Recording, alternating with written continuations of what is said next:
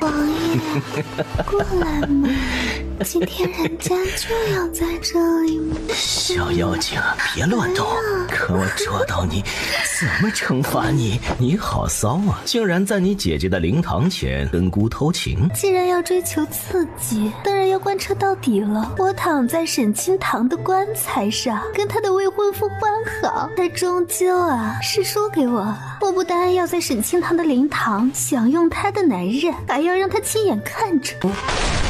哐当，棺材板猛地飞起，噌，一道身影从棺材里跳出来，女人落地发出惨叫声。闭嘴！个人吓得冷汗直流，瞬间晋升。沈清堂拍了拍有些褶皱的衣裳，同时整理着脑海中的记忆。他22世纪中西双修军医，研制高科技医药器材时意外身亡。如今这具身体是跟他同名同姓大圣朝丞相府大小姐，唯一疼他的亲生母亲短命早死，老爹严苛，续弦后娘恶毒，亲母救驾有功，给他求了一门亲事，当朝太子的正妃。原以为可以用太子妃之位保住他一世的荣华富贵，殊不知成了他的催命符。只有他死了，其他人才能光明正大的坐上正妃之位。而眼前偷情的这两个人，一个是他的未婚夫当朝太子盛玉，另一个是觊觎他太子妃之位许久的庶妹沈清幽。理清思路后，沈清堂一步步朝两个人走去。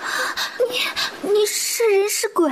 没睡醒，我让你清醒一下。处于震惊中的沈清幽压根没有反应过来，直到簪子扎进肉里才开始嚎叫。但他的嚎叫还没发出，沈清堂反手吧嗒一声直接陷了他的下巴。大半夜的鬼哭狼嚎会吓坏隔壁小孩的，你不是让我看着你们俩偷情刺激吗？来，继续啊！沈清幽扭动身体想逃，但肩头被沈清堂死死地扣住，动弹不得。插湿了，快来人啊！他扯下耳朵上的耳坠子，咻的一声打击在盛玉的小腿上，扑通一声，盛玉摔了个狗吃屎。沈清堂拖着像死狗一样的沈清幽往门边走。原主名义上是暴病而亡，但他知道肯定是跟这两个人脱不了干系。他将沈清幽狠狠地推砸在盛玉的身上。给我动起来，不许停！盛玉默默挪动身体，同时看向屋外。他多希望有人听到这边的动静能过来救他呀。他的腿也不知道是不是被鬼缠住了，动弹不得。他为了跟沈清幽追求刺激，屏退了所有人，还让下人们听到任何动静都不要来打扰。所以这一下真是叫天天不应，叫地地不灵。动作快点儿，肾虚肾亏，还学人家偷情。贱人，都是你勾引姑！两人扭打在一起，直接昏死在地。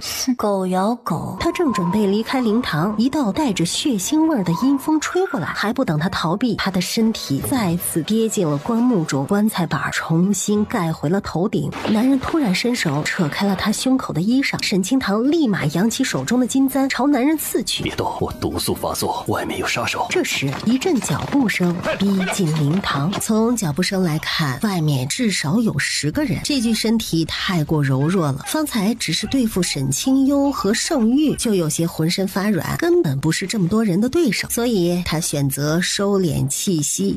稀稀疏疏的搜查声响起，棺材中的两人大气不敢出，但沈清堂明显能感觉到贴着他的男人的体温在渐渐升高，他的气息也越发沉重，而外面的脚步声还未离开，并且正逐渐向棺材这边靠近。男人直接将脑袋埋进了沈清堂的颈窝里，隐藏所有的气息。这个女人身上的味道好香，而且能压制她身上的毒素，让她浑身的躁动都被压了下去。他控制不住的想贴近她，甚至想狠狠地咬上一口，但理智让他忍住了。沈清堂双拳握得紧紧的，他跟棺材真是结下了不解之缘呢。先是在棺材里看着未婚夫偷情，现在又在棺材里被狗男人猥亵。正在沈清堂暗暗嘀咕时，外面传来一阵哒哒的脚步声，是神府的人听到动静来了。外面正准备搜索棺材的杀手听到动静，撤！二小姐，太子殿下受伤了，快来人呐！危机解除，沈清堂立马抬腿朝男人踹去。老色批滚！够狠！他只留下这么一句话，便揭棺而起。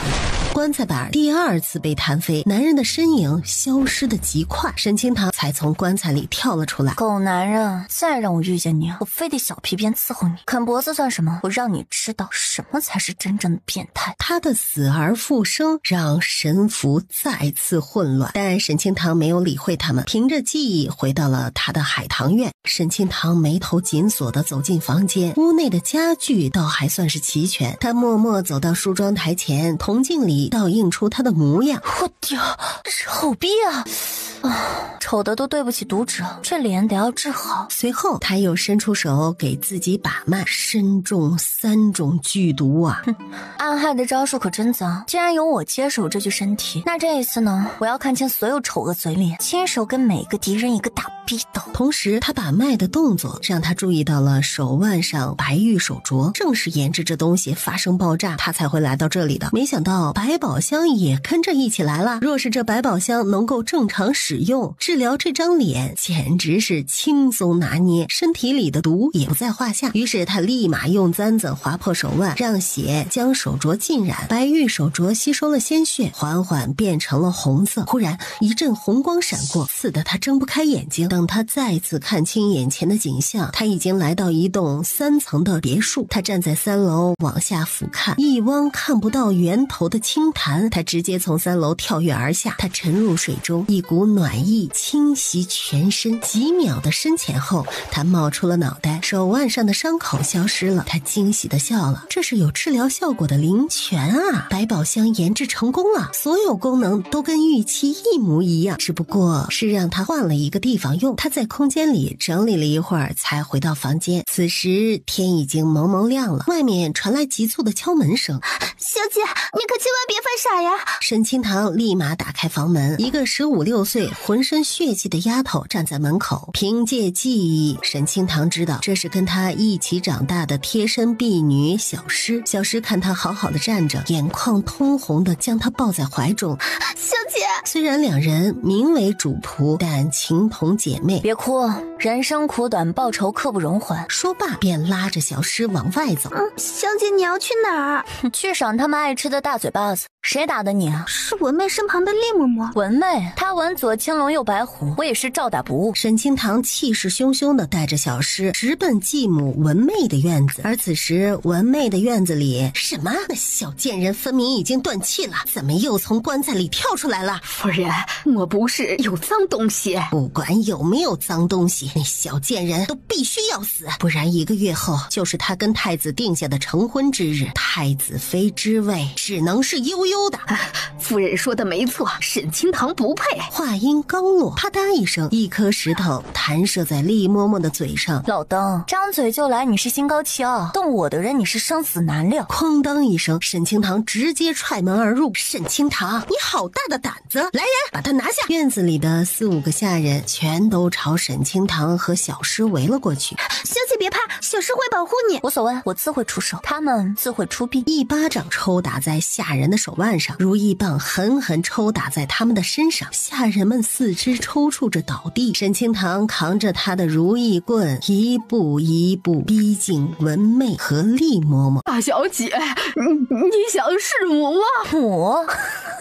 小王八走读憋不住笑了啊！我娘坟头草都3丈高了，你算什么母啊？我丢你老母！他一边骂骂咧咧，一边扬起如意棍抽了过去，棍子成功击打在厉嬷嬷的身上。秋天快到了，第一份爆炒栗子准备出炉。他用棍子将厉嬷嬷翻来覆去的击打，文妹不敢上前，只能尖声大叫：别打了，别打了，来人呐！他的尖叫很有用。沈清堂的老爹沈明义带着府上的一队侍卫冲进院中。逆女，你还不快住手！沈清堂将手中的棍子直直朝文妹抽去，这一棍子狠狠击打在他的屁股上。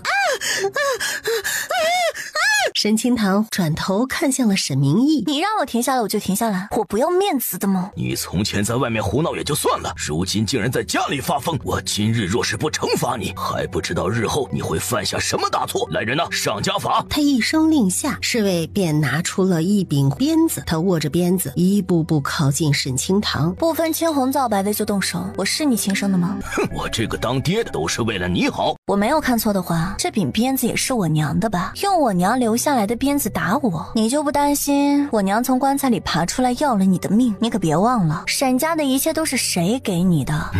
你简直反了你！他最讨厌旁人提起过去，每每看到沈清堂，他就会想起从前那段不堪的日子，所以这也是他明知沈清堂在府上过着猪狗不如的日子，也不曾理会的其中一个原因。至于另一个原因，当初姜唐为了掩盖未婚先孕的丑事儿，才会那般帮他。他娶姜唐进门，姜家助他上位，本就是应该的，他根本不欠姜家。他手中的鞭子即将触碰到沈清堂时，沈清堂一个侧身躲开了鞭子。沈清堂叫你爹干嘛？哦，说错了，爹在这儿呢，别叫啊！哎呀，又说错了，嗨，反正都一样。老东西，你想咋的吧？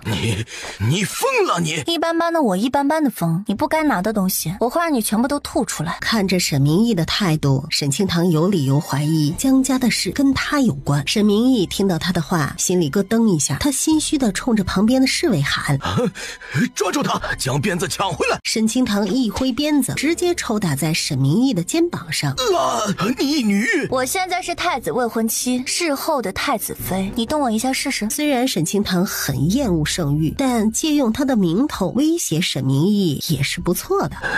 你说不出一句话，他暗想，沈清堂这个草包突然变得如此狠辣，难不成是知道了姜家的事，还有他的身世？不能跟他对着干，得像当年解决姜唐一样，悄无声息的将他解决了。你是我的女儿，无论你做什么，爹都不会怪你。既然你想要你娘的鞭子，那就拿着吧。3日后是中秋宴，这3日你不许出门，莫要惹出祸事，这便算是对你的小惩大戒了。说完，沈明义便离开了院子。沈清堂冷笑一声，沈明义越装好人，他就越怀疑，他自会查出真相，让他付出代价。他将鞭子塞进袖口，镯子感应到，便咻的一声将鞭子收进了空间里。同时，他将刚才取到的沈明义的血扔进空间里，开始检测。若没有空间，他便无法这么快验证猜想。如今拥有这些高精密仪器，他只需要等待7天，就能知道他到底是不是沈明义的亲生女儿。他一边想着，一边带着小诗往丞相府外走。主仆2人来到丞相府门口。大小姐，老爷吩咐了，不许您出门。你把他的话当成放屁不就好了？守卫一阵沉默，一时间他有些犹豫，要不要继续阻拦。沈清堂没有理会他，直接大步走出府门。他不由得庆幸，原主人从前做事就嚣张跋扈，所以就算他如今做出什么离谱的事儿，也不会引人怀疑。守卫连忙冲上前追赶，沈清堂回手弹出一颗石头，将守卫击倒。沈清堂直朝东西街走，因为从前姜家的府邸就在那条街。虽说姜家灭亡，府邸已经挪作他用，但他娘亲的坟还在府邸后山。想要查探清楚姜唐的死因，他得去坟头看看，指不定还能再找到一些蛛丝马迹。哎呦，沈家的霸王花出门了，赶紧躲远一点，不然一会儿他发疯啊，可动手打人呢。哟，长得这么丑还要出来吓人呢？我看霸王花走的路线好像是去摄政王府。不会吧，摄政王可是敢在金銮殿斩杀官员的活阎王。沈清堂没有理会众人的议论，直接来到了目的地。他抬头一看，牌匾上写着摄政王府。从前的姜府如今被拓宽成了当朝摄政王的府邸。摄政王盛其涵，先帝最小的儿子，权倾朝野的战神将军，但一场意外，双腿尽废，失去了生育能力。沈清堂径直走进摄政王府。天哪，霸王花疯了，他竟然真的去招惹摄政王！我赌1文钱，霸王花马上就会被大卸八块扔出来。我赌5文钱，1刻钟之内他必死无疑。霸王花不死，我直接裸奔。摄政王府压根儿没有守卫，因为没有人会自找死路的来阎王殿，所以沈清堂如入无人之境一般进入了摄政王府。府上负责洒扫干活的下人看到他，但并没有跟他多说一句话。既然你们不招待我这个客人，那我就不客气了。沈清堂按照记忆中的路线，穿过摄政王府的游廊后宅，朝跟后院相连的后山走去。完了，沈清堂竟然犯花痴到王爷身上了。王爷正好在后山，他一进去恐怕会直接血溅当场呀。我们走远一点吧，不要被殃及到了。他轻车熟路的来到后山，很快便找到了姜唐的坟墓。小姐，您是来祭拜夫人的吗？不是，来挖坟的。小诗一脸问号，还不等他反应过来，沈清堂已经挥挥舞起锄头开干了。在小小的坟墓里面挖呀挖呀挖。小诗嘴角抽了抽，但他也立马跟着干活。两人这儿砰砰砰的挖动泥土，这动静缓缓传入被雾气笼罩的林海深处。烟雾缭绕的浴池中，男人锐利的眼眸猛地睁开。若影，杀！一声令下，一道黑影朝着声源处飞奔而去，手中的长剑同时出鞘，刺向沈清堂的后背。正在努力挖坟的沈清堂察觉到背后的杀气，侧身在地上翻滚了一圈，躲开了。哼，老六搞偷袭，不讲武德。若影没有回应他，只是继续放出攻击。沈清堂没有内力，就算格斗术厉害，也还是有些吃亏。他已经从空间里掏出了手枪，随时准备上膛开枪。铠甲勇士，我挖我娘的坟干你什么事儿啊？若影的表情微微变了变，短短几息时间，他已经给他取了好几个名字了。老六，铠甲勇士。但若影手中的动作并没有减缓一点，因为王爷要杀的人，他绝不会手下留情。沈清堂见状，轻抬手臂，手指缓缓扣动扳机。正在这时，一道极尽的力量攻击他的后背。靠，老六一个接着一个，他毫不犹豫地开枪了。这一枪是给第二次袭来的老六，因为他明显能感觉到后面来的这个人武功更高强。旁人是柿子挑软的捏，他是挑硬茬干了再说。因为是盲射迷雾，所以子弹只是擦过男人的手臂。下一刻，一双大手钳住了沈清堂不堪一握的细腰，熟悉的松木箱和宽厚的胸膛让他为之一愣。这怎么这么像棺材里的老色批？他来挖坟竟然又遇见了他命中带棺材吗？我倒是要看看你这变态老色批长什么样。男人直接拽着他扎进了雾气下方的水池中，沈清堂向上一蹬就浮出了水面。他这一蹬让身旁的男人疼得倒吸了一口凉气。老色批闲得蛋疼来威胁我，我一脚给你踹爆。沈清堂心中骂骂咧咧地抬起头，泛着水珠的男人侧脸撞入眼眸，精致的五官和流畅的下颌线让沈清堂以为自己看到了整容院的模板。但还不等他说完话，沈清堂呼的一口洗澡水直接喷洒在他的脸上。别以为长得帅身材好就可以耍流氓，我照喷不误。盛其寒太阳穴直抽搐，他在暴怒的边缘。他生平第一次被人当成流氓，还被喷了一嘴的口水，但他身上的奇怪气息能压制他暴躁的毒素。他深吸了一口气，忍了。他伸手拽着他的肩膀，拉近了两人之间的距离。喂，谈个合作。随着他的靠近，他胸口的沉闷果然减少了许多。可以啊，卖身还是卖肾？你帮本王缓解毒发，本王可以帮你做任何事，卖身卖肾除外。原来是大名鼎鼎的摄政王，传言有误啊。摄政王哪里不近女色，分明就是个老色批，指不定就是心理变态，不喜欢漂亮姑娘，就喜欢我这种长得丑的。虽然这样形容自己有点不大好，但是这就是事实嘛。姐丑是丑了点儿，但胸大屁股翘，在丞相府虐待下都能发育得这么好，这要是营养跟上，那不是得要呼之欲出。他心里百转千回，面上回应道：我不但可以帮你缓解毒素，还可以直接帮你解毒，就连你双腿都能治好。盛其寒眼眸微眯，他的毒素和断腿全京城的大夫都说无法治愈，他竟然敢如此口出狂言。但看到他自意自信的笑容，盛其寒对他莫名有些信任。条件，我需要人手、钱财、地位，简单的说，用你的权势帮我做事。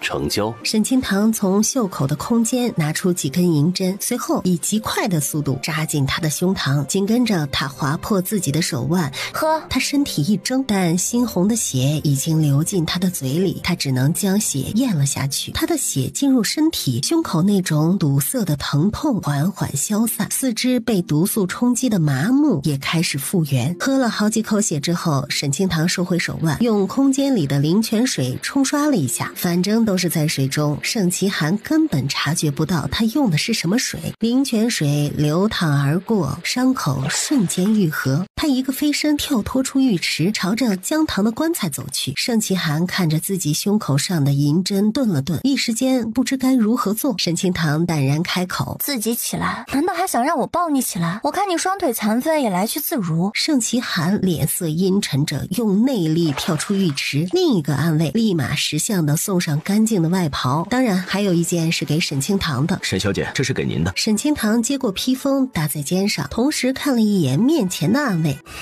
你比那个铠甲木头懂事，给你颗药丸吃着玩。说着，他将一个小瓷瓶递给他。他有些犹豫的看了盛其寒一眼。盛其寒轻飘飘的嗯了一声：“若风谢过沈姑娘。”他道谢过后，打开瓷瓶闻了闻，因为沈清堂连王爷的毒素都能压制，指不定能治疗他身上的旧伤呢。他可被这旧伤折磨了许多年了。他没有犹豫的吃下药丸，一阵冰凉后，那种隐隐作痛的感觉消散了许多。王爷这番还真是找对人了，这样的本事就是卖身也可以啊。正在他震惊时，去做事吧。若风看着被挖开一半的坟墓，立马上前挖坟。旧伤得到缓解的他挖坟十分有劲儿，不一会儿就将木棺挖了出来。沈清堂走进棺材旁，仔细观察着钉子严丝合缝，棺木没有被撬动过的痕迹。他示意若风撬开棺木，咯吱咯吱几声，钉子被撬开。沈清堂直接翻身进了棺木，没有想象中的腐烂，只是一具骨架子。最引人注目的便是尸骨的脖梗部分，从颈椎骨一直到胸椎骨全部泛着黑色，这说明他是中毒而死。棺木底部还有已经干涸的黑色血迹，他立马将血迹和毒素收集起来，只要能查清楚毒素，就能顺藤摸瓜抓到毒药来源，一步步查，肯定能查到凶手。若是他一人单枪匹马，自然很困难，但现在不一样了，他有盛其寒的帮助。他将东西塞进袖口中，实则是扔进了空间里。检查了尸骨后，他一股脑的将棺材里的陪葬品装进早早准备好的麻袋里。他一边收拾东西，一边咧嘴笑，肥水不流外人田呐。这些都是他老娘的东西，这也是沈明义那狗东西做表面功夫留下的为数不多的财物。沈明义拿了姜家不少东西，他回去就找机会给他搜刮了。空间这么大，不用来收刮东西，简直是浪费。盛其寒看到这一幕，一阵沉默。看他这个样子，应该早就预谋好了要来盗陪葬品。不过从这儿也能看出来，他在丞相府确实很缺钱。想到这儿，他给了若风一个眼神，若风立马心领神会的去拿了一个钱袋子，递给沈清堂。沈小姐，我叫王爷给你的。沈清堂眼眸微挑，哟呵，不愧是摄政王啊，这眼力劲儿真不错。多谢王爷。他突然觉得盛其寒那张冷冰冰的脸顺眼了很多。王爷啊，我想要查一查江家当年的事，可以在府上找一找吗？你自便。盛其寒说完，直接提起内力离开了。得到允许的沈清堂立马在摄政王府里搜索起来。他主要搜索的地方便是姜太傅，也就是他外公的书房。他幼时曾在姜太傅的书房躲猫猫，知道这下方有一个暗格，姜太傅会用来储存重要的东西。他趴在桌下掏出一把匕首，将地砖撬开，果然一个黝黑的暗格出现在眼前。他伸手一摸，一个木质的匣子就被取了出来。他没有立刻打开木匣子，而是直接存进了空间里。虽然他跟盛其寒有合作，但并不是完全相信他。拿到想要的东西，他立马带着小师离开摄政王府。而此时摄政王府外还站着不少吃瓜百姓，他们眼巴巴地看着王府大门，等待着沈清堂的尸体被扔出来。可等了许久，看到的却是两道完好无损的身影。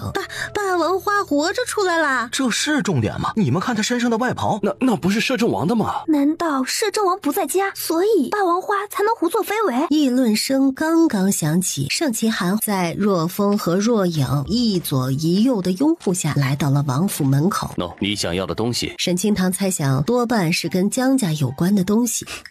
多谢。围观百姓呆若木鸡，若不是摄政王的左右护卫都在，他们甚至怀疑摄政王被人调包了。但下一刻他们就知道，眼前这个人还是那个无情的战神王爷。若影，动手。若影的身形闪动，啪啪啪，方才辱骂过沈清堂的人都被扇了巴掌，而口出狂言说要裸奔的人，咔嚓咔嚓的被若影划破了衣裳，光着身子站在街上。若影一脚踹在他的屁股上，围着京城跑一圈。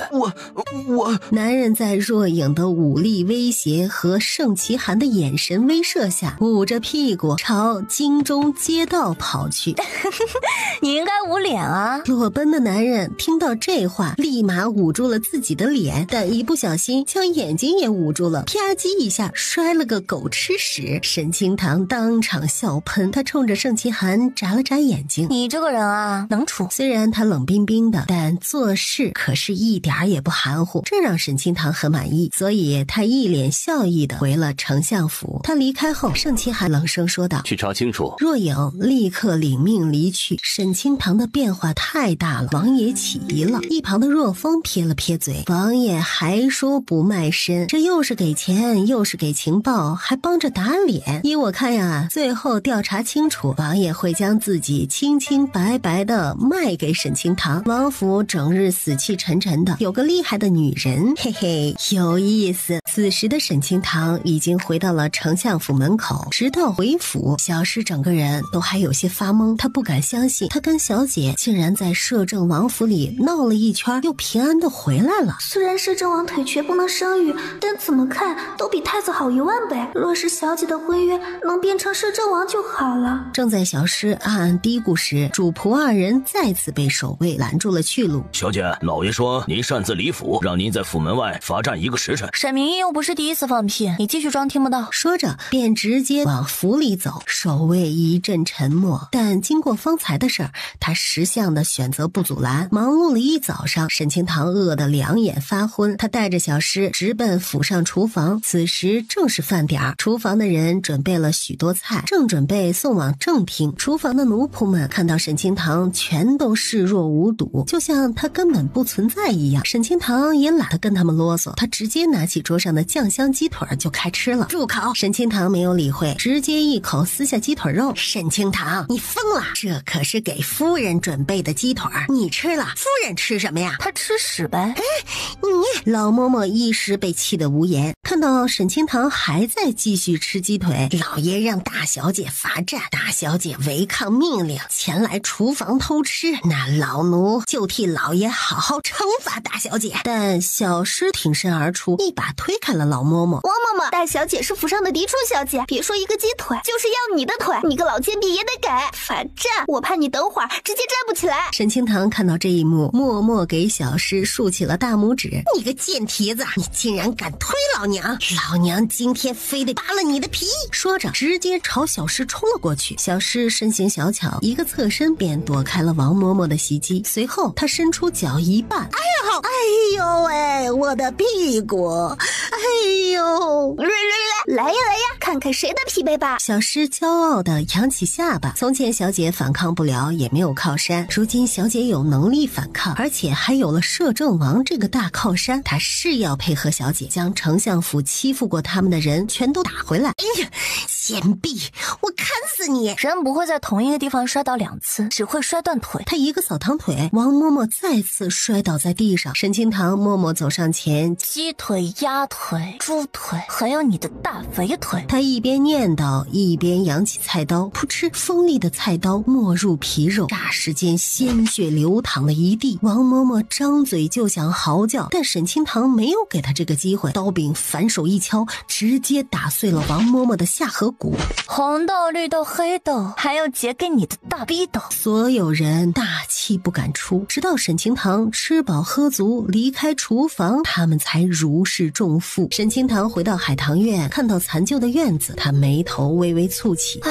太穷了，今晚去沈明义那儿找点银子来修葺房屋。小诗掩面偷笑，小姐分明才得了摄政王几百万两银子，可以说是小富婆了。不过沈明义平时苛待小姐，所以让她吐出点银子就是理所应当的。小姐，奴婢知道府上的库房在哪儿，还有沈明义经常去书房后面的竹院，奴婢猜那儿肯定有好东西。小诗，你这个情报非常有用，晚上带上家伙，我们去捞一笔。她一脸笑意地回到屋内，她先打开了盛其寒给他的情报，里面写着江家被查出通敌叛国和贪污受贿的全过程。看完盛其寒的情报，他又打开了从暗格中找到的木匣子，一叠有些泛黄的信件映入眼帘，上面写的都是姜太傅的门生犯下的罪孽。他看完暗暗在心中谋划着如何帮姜家翻案，同时他也没有忘记治疗他身体里的毒素和脸上的伤。他将小尸屏退后，直接进入了空间里。他仔细观察着脸上的疤痕，用手术刀朝疤痕上划去，黑红色脓血流淌而出。按照正常操作肯定是消毒上药，但沈清堂拥有灵泉水，所以他直接将脑袋埋进了灵泉水里。就这样，几分钟后，他抬起头摸了摸脸颊，沈清堂满意的笑了，这金手指太强了。他从空间跳回了房间。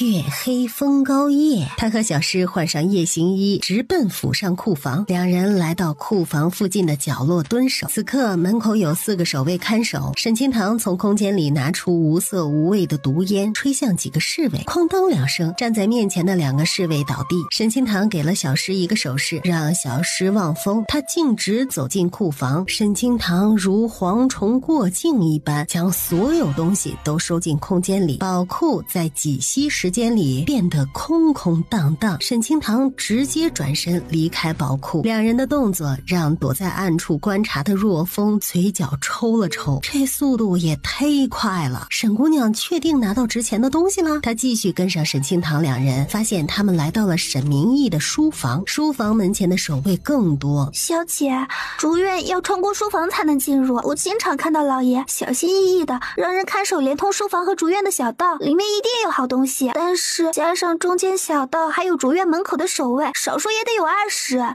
我们只有2个人。沈清堂眼眸微垂地观察着四周，正在他思索着计划时，小姐，书房的侧墙有狗洞，咱们要不要走钻狗洞？小诗愣了愣啊，只要能够搞到钱，钻个狗洞有什么关系？而且我曾经都混到要抢旺财的狗饭吃的地步，钻旺财的狗洞，吃旺财的狗饭，咱跟旺财的感情永不散。小诗便立马带着沈清堂来到了书房侧墙的角落。小姐，狗洞就在那儿，旺财经常从这个狗洞钻出去，找小母狗生小狗。而小诗那边轻松自如，没有卡顿。沈清堂摸了摸自己的胸，唉，旱的旱死，涝的涝死，算了，还是直接匍匐前进吧。说着，他直接趴下往狗洞里爬动。他们成功从狗洞里钻了出来。他让小诗蹲守在洞口附近，他则是贴着墙角缓缓靠近竹楼。很快就发现了一间装满珍贵药材的屋子。他暗道：好家伙，这么多补药，沈明义到底有多虚呀？他一挥衣袖，所有药材就消失不见。紧接着是亮瞎眼的金条，一根根金条整齐排列，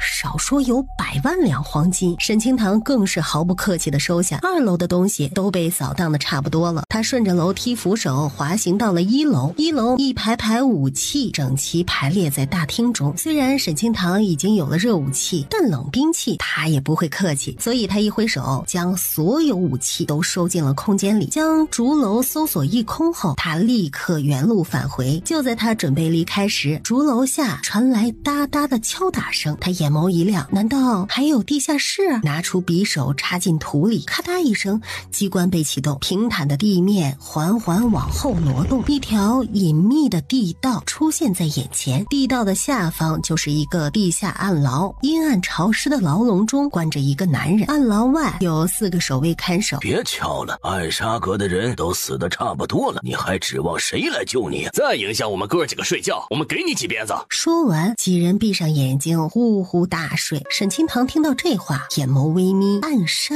阁，他对这个名字并不陌生，因为沈明义能做到丞相之位，就是因为围剿反朝廷的暗杀阁有功。敌人的敌人就是朋友，而且他现在只能依靠盛其寒，没有自己的人马，所以他决定救下这个男人，开拓自己的势力。沈清堂几根麻醉针同时射进他们的身体里，沈清堂直奔地牢。这地牢里的男人已经只剩下一口气吊着，自然间也无法逃脱，才试着将他收进空间里。收拾妥当后，他按照方才的路线返回，他有空间遮掩，所以一路顺利的回到了狗洞口。小诗看到他成功回来，长松了一口气。主仆二人回到海棠院后，直接呼呼大睡。若风则是一个闪身，回到了摄政王府。王府内，盛其寒坐在轮椅上，手中拿着一叠厚厚的资料，全都是关于沈清堂的，事无巨细，一切都写得清清楚楚。正在这时，若风回来，将今日的事情全部禀报给盛其寒。王爷，其他的事属下知道的清清楚楚，只有沈小姐进入竹院后的事情，属下不清楚，因为那里的人马太多，属下担心会被人发现。在得知他能躲过层层守卫，进入沈明义的秘密基地，嘴角又勾起一抹笑意。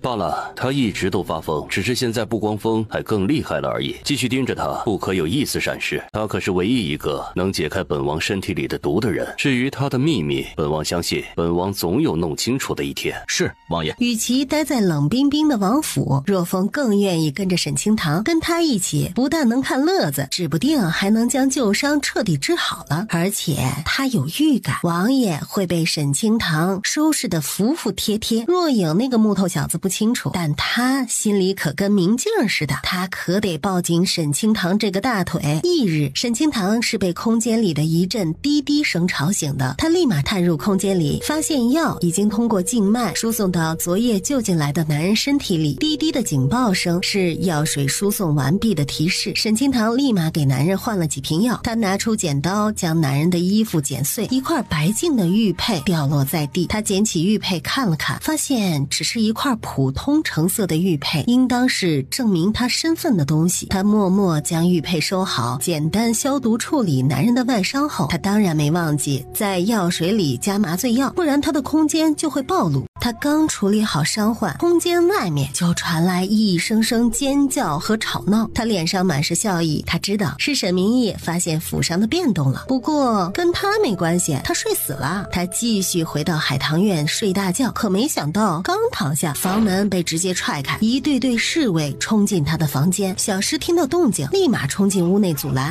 你们做什么？怎么可以擅闯小姐的闺房？为了小姐的清誉，你们承担得起吗？侍卫们压根儿没有理会小诗。沈清堂早已经穿戴整齐，他脸上的疤痕被他用黑色丝巾遮挡了起来。他缓缓起身走向几个侍卫。摔坏了我的东西，你们是要赔的，影响我睡觉，你们也要赔。侍卫们还未回答，赔！我看你就是个赔钱货！你知道府上少了多少东西吗？沈清堂没有理会文妹，他突然动手，一个跳跃将侍卫的脑袋按在了梳妆台上。本小姐的起床气很大，不想要银子赔偿，直接用你们的命来赔。他一边说一边抓起旁边的铜镜砸在了侍卫的脑袋上。文妹看到猩红的血，再次想到了沈清堂用棍子抽打他的场景，他下意识地往后退了一步。天行大师，快抓住这个妖孽！在他的喊叫之下，一个30-40岁的中年男人从门外冲了进来。房里妖气很重啊，确实有妖魔作祟，妖孽在此，看本道长将你收了，还丞相府宁静。沈清堂果然是个妖孽，道长快弄死他！妖孽，你本不属于这里，在这里多番作乱，本道长只能替天行道，收了你。既然你已经知道了我的身份，那你直接将我送回去我该待的地方吧。道长被他的话吓得一怔，看他的眼神变了变，他不过是听文妹言语中十分讨厌沈清堂，所以才随口说他是妖魔。毕竟只要能让文妹满意，他就能拿到钱财。这世上哪来这么多鬼怪？但现在他怎么感觉沈清堂说的像真的一样？妖怪，你休要猖狂！我乃太上老君，坐下高徒，才不会怕你。道长的反应让沈清堂明白这只是个骗子，他冷笑一声，从空间里拿出一把道具刀，刺入身体还会有血包流出，效果十分逼真。他猛地将刀捅进自己的心脏。太上老君，那你可知道我是谁？道长被他的动作吓了一跳，但他的任务本就是让沈清堂死掉，所以只要能达到目的，他当然乐见其成。区区低等妖物罢了，你畏惧本道长选择自杀是个明智的选择，这样就不会死得太难看。沈清堂将匕首从胸口里拔了出来，然后又哐叽哐叽地捅了自己好几刀。我是齐天大圣孙悟空，专门踢翻太上老君的丹炉，弄死他座下的弟子。你装在我手上可真是巧了。他身中10几刀，还能行动自如地靠近天星道长。哎呀，妖孽，你别过来呀！我偏要过来。来喽，老头儿，你逃我追，你插翅难飞。扑通一声，天星道长直接被吓得趴在地上。他挣扎着想起身，但却发现他的双腿忽然无力，怎么站都站不起来。站不起来了。哎呀，孙悟空大人，我错了，我压根儿不是什么太上老君的弟子，我就是青梅山的一个道士而已。哎呀，你放过我吧！给姑奶奶道歉。孙大人，对不起，对不起。名字喊错了，不算数，重新道歉。天星道长仔细地回想了一下他方才说的话。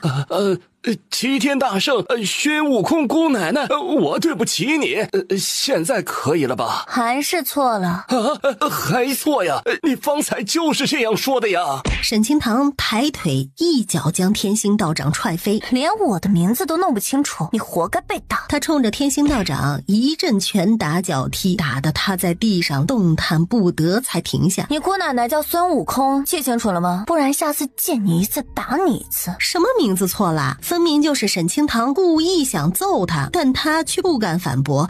是，我记住了，我记住了。天星道长狼狈出逃，文妹也不敢久留，立马逃之夭夭。一群怂包。走，小诗人，咱们去找老怂包要钱去。小姐，老爷丢了很重要的东西，今儿个一早就在书房大发雷霆，还处决了好几个侍卫，怎么现在去？他很愤怒，那更好，我最喜欢看他气得要死又干不掉我的样子。沈清堂一脸笑意地朝着书房走去。此时书房中的沈明义正是火大。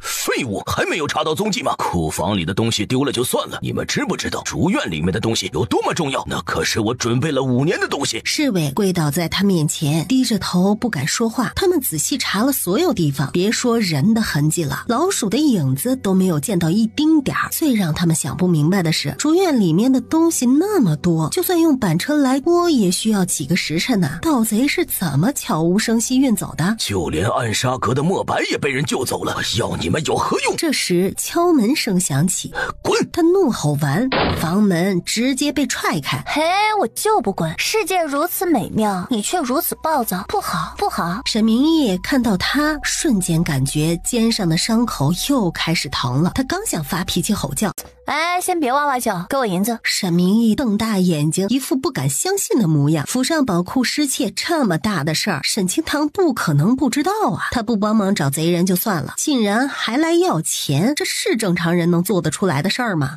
没有，滚！你不给是吧？那我自己找。说着就开始在桌上翻找起来。沈清堂，沈清堂一撑手，直接坐到了桌上。哎呦，丞相大人不要这么激动嘛！暴躁易怒会得乳腺增生和前列腺疾病的哦。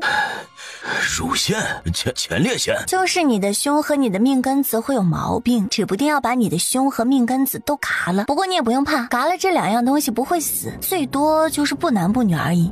不错，以后你就是大圣朝第1个人妖了。你简直放荡！沈清堂将手中的毛笔朝着他扔了过去，毛笔刚好插进沈明义的喉咙里。沈清堂又从笔架上拿过毛笔转悠，他眼眸带着皎洁的笑意，这意思便是你再好，我又赏你一顿墨汁吃。沈明义见状，立马闭上了嘴巴。我要1万两银子，马上拿来。只有500两银子，1万两是府上半年的用度，我可不能给你。沈清堂再次飞射出一支毛笔，这一次毛笔插进了沈明义的鼻孔里。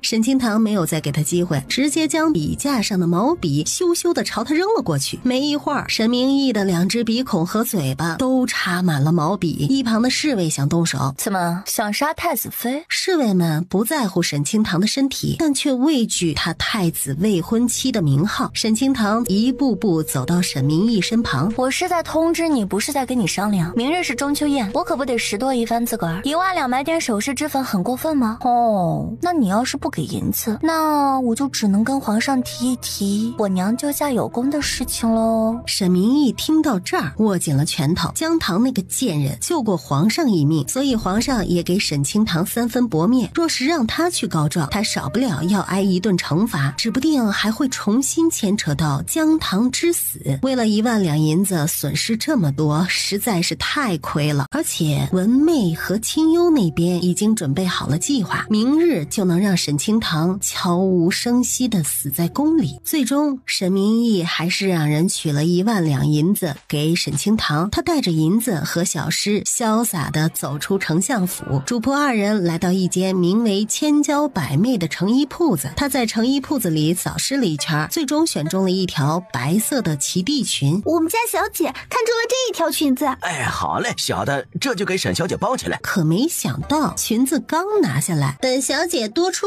50两银子，这裙子本小姐要了。沈清堂缓缓转过头，他一下子没有想起来这人是谁。小姐，这人是2小姐的闺中密友姬蕾。什么姬？姬蕾？什么蕾？小诗憋着笑又重复了一遍。好，鸡肋啊，那就是鸡骨架呗。鸡骨架，你要给我抢东西？沈清堂，本小姐叫姬蕾，你当真是没有一点教养。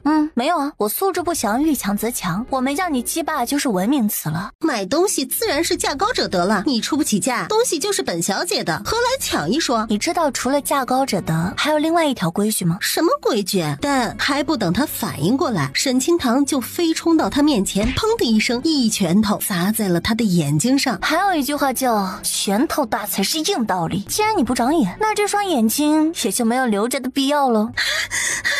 疯婆子，我要报官抓你！姬蕾身旁的小丫鬟立马悄悄溜出去找人。沈清堂没有理会，只是擦了擦拳头，准备继续开揍。正在这时，人群中看热闹的一个老头子倒在了地上。哎呀，死人了！快去找大夫！沈清堂扫视了一眼老头子的情况，嘴唇青紫，但脸上呈现暗红色。他立马就判断出老头子是心脏病发作，他快步冲向老头子。让开，别围着！对于一个军医来说，看到有人需要救治，根本不可能见死不救，救死扶伤的理念是永远刻在骨子里的。沈清堂伸出手给老头子把脉，脉象呈断裂趋势，甚至微弱的察觉不到。他立马从袖口的空间里拿出了银针和速效救心丸。此时的姬蕾已经从地上爬了起来，他看到这一幕，脸上满是得意的笑容。沈清堂完了，因为眼前晕倒的这个老头子可不是普通人，而是大理寺卿。他平日打架撒泼，没有人能管他，但他弄出人命，还是害死德高望重的朝廷命官。这一次皇上绝不会再原谅沈清堂。沈清堂双手狠狠地按压着，按得他的身体剧烈晃动起来。众人看到这一幕，小声议论着：这沈清堂真是恶毒，人都要死了，他还这样折磨人家。哎呀，他长得这么丑就算了，心眼还这么坏，难怪太子殿下不喜欢他，若不是有婚约，太子殿下才不会娶她呢。正在众人叽叽喳喳时，大理寺卿轻咳了2声，醒了过来。你有心急，找个时间去治疗，不然一到这种拥挤不透气的地方，再加上情绪激动，就很容易犯病。我这心急能治？小问题而已，怎么不能治了？不过需要用到的药材都是顶尖的，你有钱治疗吗？大理寺卿微微一顿，你不知道我是谁？不知道，我一般只记得跟我有仇的，因为我要找机会半夜去揍死他丫的。你这丫头真可爱。大理寺卿看着他的眼神满是欣赏和满意。若是沈清堂知道他的身份再来救治他，他还没有这么欣赏他，毕竟他有可能是因为身份和朝堂关系才出手搭救，可他只是将他当成一个普通人来救治，这份心就更让人感动了。将镇店之宝赏给这丫头。小二一听，立马屁颠儿屁颠儿的跑到2楼取东西。这家店是你开的？大理寺卿看着他的样子就知道，他肯定对京中的事儿都不太了解。他唯一了解的大概就是太子了。从前他只觉得沈清堂是个疯子，可如今一见才知道传言不符啊。这家店是我女儿的，我是大理寺卿赵继国，他去别处进衣裳料子和花样了，但我还是能做主一件衣裳的。他呢也是个飒爽的人，相信你们见面后会成为朋友。正在赵继国跟沈清堂说话这段时间，小二抱着一个精致的红木箱子走到了两人面前。老爷，沈小姐，衣服取来了。赵继国亲自将盒子交给沈清堂。你明日就穿这身衣裳去参加中秋宴，肯定能惊艳四座。沈清堂没有客气，直接收下了。沈清堂递给了小诗，随后将小瓷瓶分装好的速效救心丸递给了赵继国。喏，这是急救药，日后若是再发病，就立马吃一颗。至于你的病，不用太过担心。赵继国收下药，深深地看了沈清堂一眼。这丫头做事恩怨分明，是个有大智慧的人。以前的一切恐怕是在藏拙吧。沈清堂带着东西准备离开，但这时一阵脚步声传来，他知道是姬磊找来的人。转头一看，果不其然，京兆尹带着一队人马来到他面前。他先是恭敬地跟赵继国见了礼，才开口询问情况，但沈清堂还未回应。唐丫头，先坐着休息会儿，本官审案多年，谁有罪谁无罪，本官一眼就能看得出，本官的眼睛就是尺。本官女儿的衣裳不会卖给你这样的人，以后不许踏入步子一步。说完，他对京兆尹说：先了者贱，你应该明白这个道理。姬小姐，在京中闹事者，杖责10棍或罚银1000两。你看，姬磊握紧了拳头，1000两银子，他一个月的月例银子才20两，所有私房钱加起来也就几千两银子。如今一下让他拿出1000两，他真是肉疼的厉害。哟，刚才不是要加钱拿下衣服吗？不会吧，不会吧，现在连1000两都拿不出来，所以你刚才都是装的。姐最讨厌装逼的人，怎么办？想给你一个大嘴巴子。沈清堂说完，直接冲上前给了姬磊一个耳光。沈清堂，你凭什么打我？我这个人一般不在心里胡思乱想，想做什么就都做了。想抽你大嘴巴子那就抽喽，就这么简单而纯粹，有问题啊？刘大人，你方才说在京中闹事，要么罚银1000两，要么杖责10棍。如今沈清堂敢当着您的面动手，这是不是该多加一条藐视王法，不将朝廷命官放在眼里的罪名？惩罚是不是也应该重一些？虽然姬磊的脸很疼，但他暗暗在心里窃喜。若沈清堂不动手，那今日他当真是吃下这哑巴亏了。但沈清堂动手，这么多双眼睛看着，这草包抵赖不得。沈小姐，这……刘伟眉头紧锁，一边是大理寺卿要保的人，一边是这么多百姓看着的公正办案。姬小姐的机位太重，将蚊子都引过来了，我给她拍蚊子而已，有什么问题吗？刘伟定睛一看，发现他的手心里确实有一只已经死掉的蚊子。哼，没问题，沈小姐真是人美心善呐。行了，这件事呢就到这儿，日后若有人斗殴挑事，本官定严惩不贷。脏东西太多，将蚊子全都引了过来，赶紧将门口清扫一下。他一声令下，千娇百媚的下人立马拿着扫帚拖把开始清扫店铺。下人来到姬磊面前陪笑道：姬小姐，麻烦您让让，不然等会蚊子越来越多了。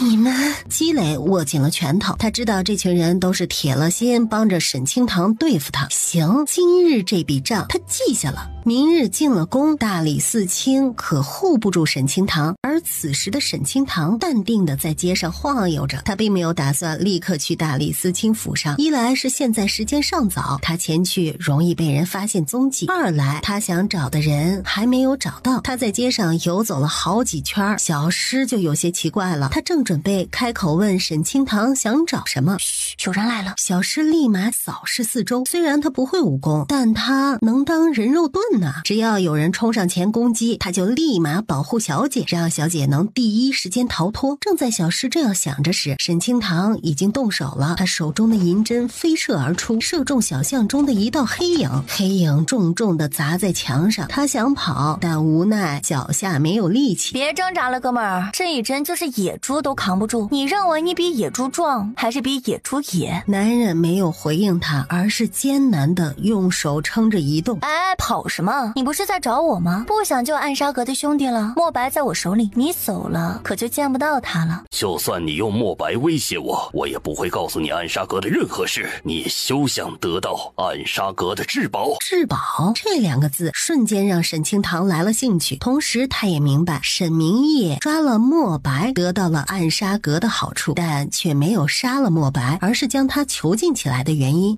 至宝我确实很有兴趣，不过我会让你心服口服的告诉我，至于墨白他很安全。说着他再次从袖中射出一根针，他立马就能动弹了，但他却没有立马离开，而是目光灼灼地盯着沈清堂，因为他前去的地方是斗兽场。沈清堂回头瞟了男人一眼，怎么了？不想救你兄弟们恢复自由了？暗杀阁也不想重建了？男人握紧了拳头，眼眶微微泛红。他所说的这2件事都是他最想做到的，但却无法完成的。暗杀阁的人所剩无几了，重建比登天还难。想要救出斗兽场中的所有兄弟，那就要连胜10场，打败斗兽场中最厉害的血狼。但不知为何，他看着沈清堂这坚定的步伐，他心里竟然燃起了希望。就在他思索这段时间里，沈清堂已经进入了斗兽场。小诗紧张地拉着沈清堂的手，小姐，回去以后能不能教奴婢些功夫？虽然奴婢可能是3脚猫功夫，但是那以后才有奴婢保护小姐的机会啊。好，回去就教，只不过我不会内力，咱们还得要找个师傅传授内力才行。摄政王武功高强，还跟小姐是盟友，让他来当师傅最合适不过了。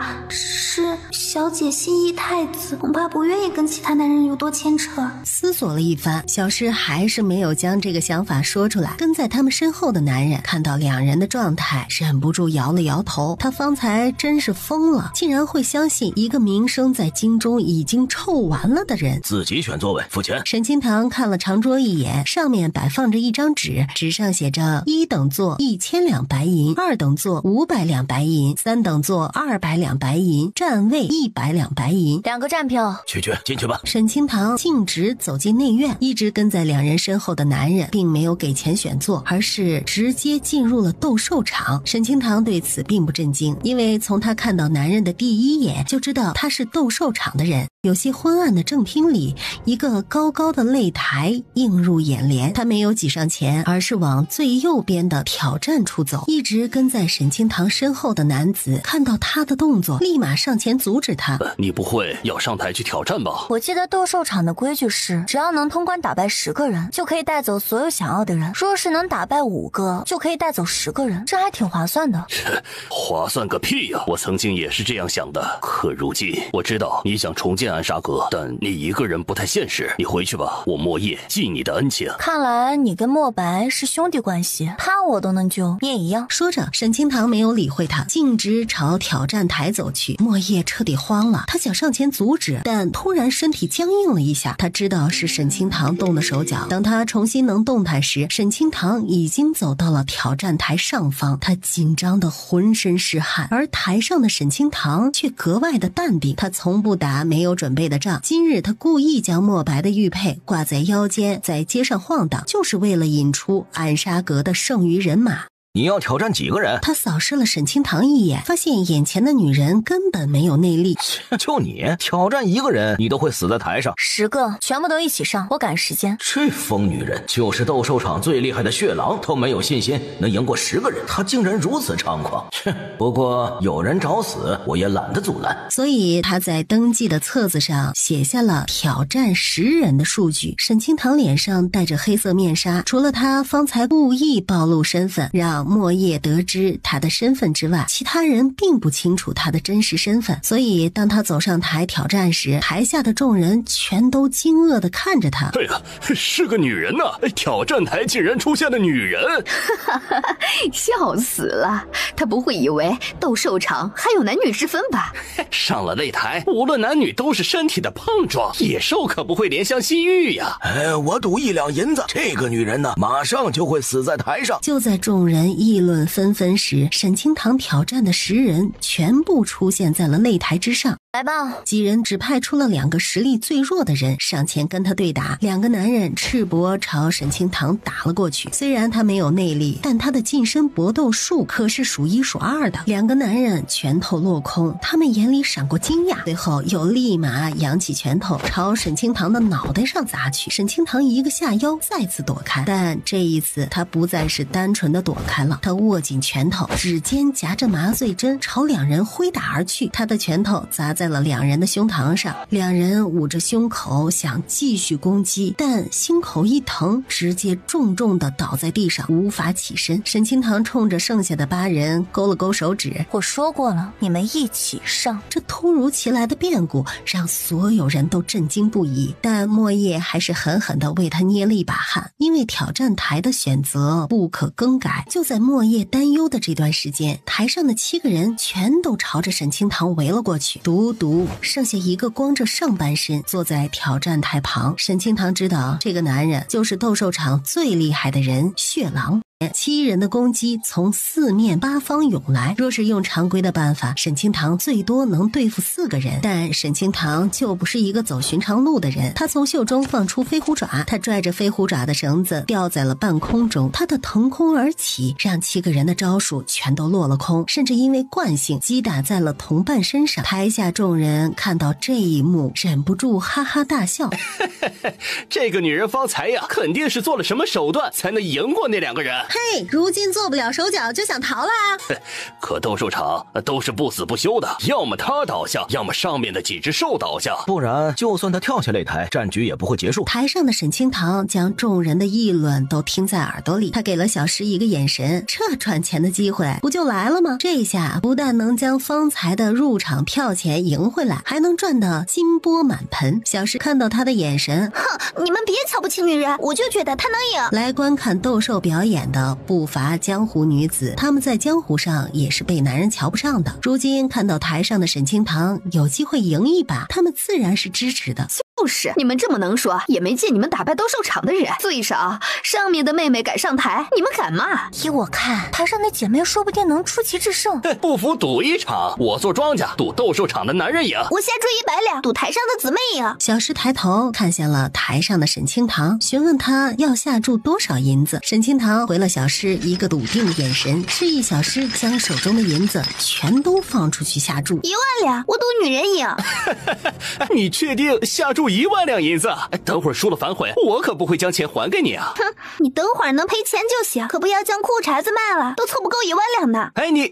男人被小石气得够呛，但他却没有时间跟小石斗嘴，因为此时的擂台上响起了砰砰的声音，所有人的目光都转向了台上，只看到他飞快踢动了几下，几个被踢中的男人就没有还击之力了。男人们都一脸懵，这一脚就解决了。好，妹妹打得好。你们别高兴得太早，血狼还没有出手呢。要知道，血狼可是能以1敌10，是在厮杀场中唯一活下来的人。据说血狼的实力早已经超过了斗兽场的所有人，不过是因为身体原因才会一直被困在斗兽场。血狼缓缓起身，他一步步朝沈清堂走去。沈清堂继续放出了银针，可没想到银针还没碰到他，就被他身体自带的罡风击飞了。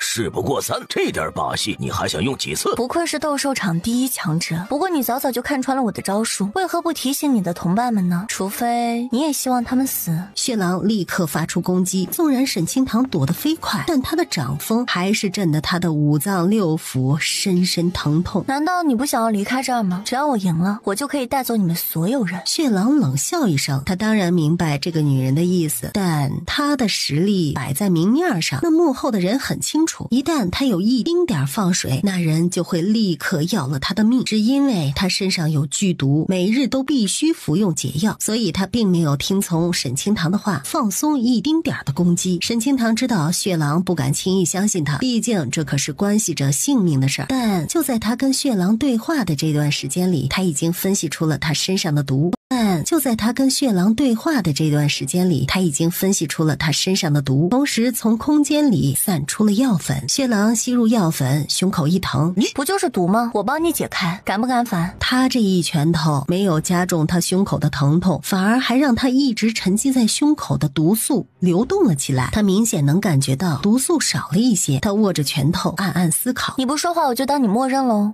同时伴随着他的攻击，他的拳头再次击打在血狼的胸口处，血狼胸口处的毒素流动消散的速度越来越快。我跟你干！说着他故意放水，被击得倒地。想造反，那就看你们有没有本事活着从这里走出去了。去，准备包围。男人一声令下，斗兽场的人都动了起来，而此时的擂台上只剩下了沈清堂一个人。我赢了，我要整个斗兽场的人。负责登记的男人直接噌的一下站了起来。这拿来吧，1万两。哎呀，我这儿只有5000两银子。拿来吧你，剩下的给我打欠条。我就给你5000两银子，剩下的不给，你能拿我怎么样？男人心想，眼前这个女人一看就是个没有武功的，他就是将她手中的银子抢了，他也不敢怎么样。小诗一拳头砸在了男人的眼睛上。敢赖我的银子，瞎报你的狗眼！小诗打完就钻入拥挤的人群中隐藏了起来。男人没有防备的被小诗打了一拳，等他想找人时，娇小的小诗已经消失不见踪影了。就在这时，斗兽场内响起一道沉重的钟声，这钟声代表这次的斗兽表演结束，所有人都开始往外走。小诗被拥挤的人群推着离开，他想挤进斗兽场却无法做到。他眼眸一转，没有继续做无用功，而是直接朝着摄政王府跑去。众人离开后，将沈清堂、血狼、莫叶几人团团围住。陆红看出我是装的了，他准备对我们动手了。别急嘛，我们要以理服人。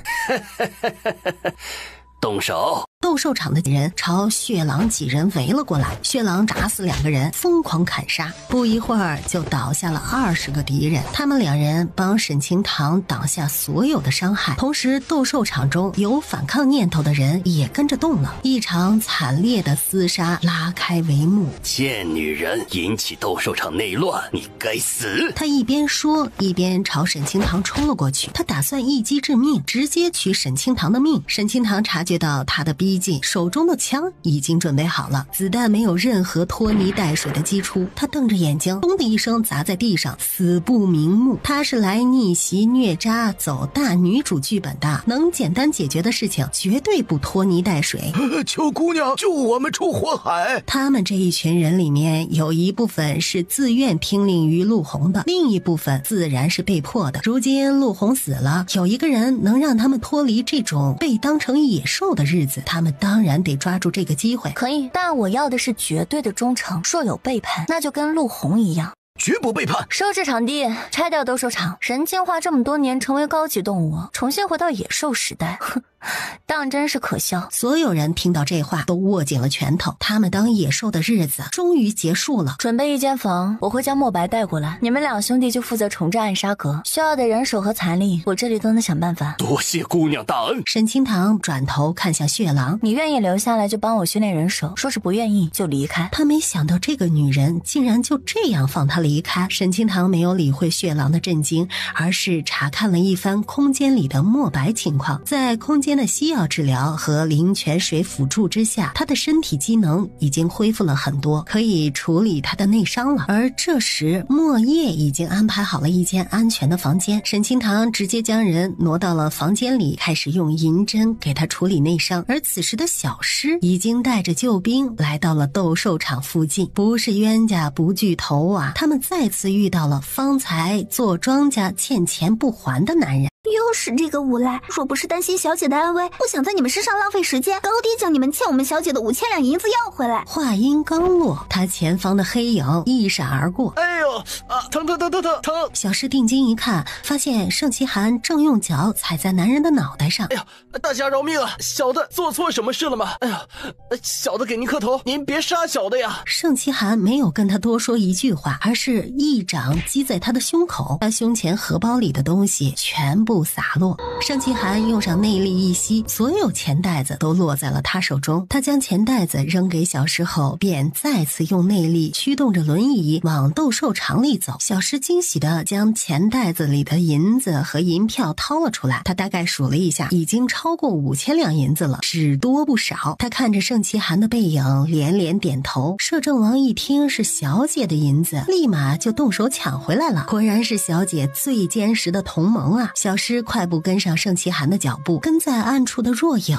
瞪大了眼睛，王爷的一举一动怎么越来越奇怪了？盛其寒刚进入斗兽场就被人拦了下来，拦他的人正是选择留下的血狼。他的名声太过响亮，断腿的特征十分明显，所以血狼第一眼就认出了他。摄政王找谁？盛其寒眼眸微眯，他扫视了一圈四周，并没有发现沈清堂的身影，手中的内力已经蓄势待发了。正在这时，一道娇俏的声音响起：“王爷怎么来了？”他没有回应。小姐，是奴婢担心您出事，特意请王爷前来，还有这银子是王爷帮忙抢回来的。既然来了，那就顺路压一压你身体里的毒吧。至于这银子，算你的诊疗费。毒素的分析结果还没有出来，盛其寒的毒依旧会时不时的发作。明日就是中秋宴，他没有时间给他治疗，原本打算今晚去找他一次的，如今他来了，倒是给他省了不少的事儿。盛其寒淡定的嗯了一声，便推动轮椅跟上了沈清堂的脚步。他们两人来到了一间刚收拾出来的干净房间。上来，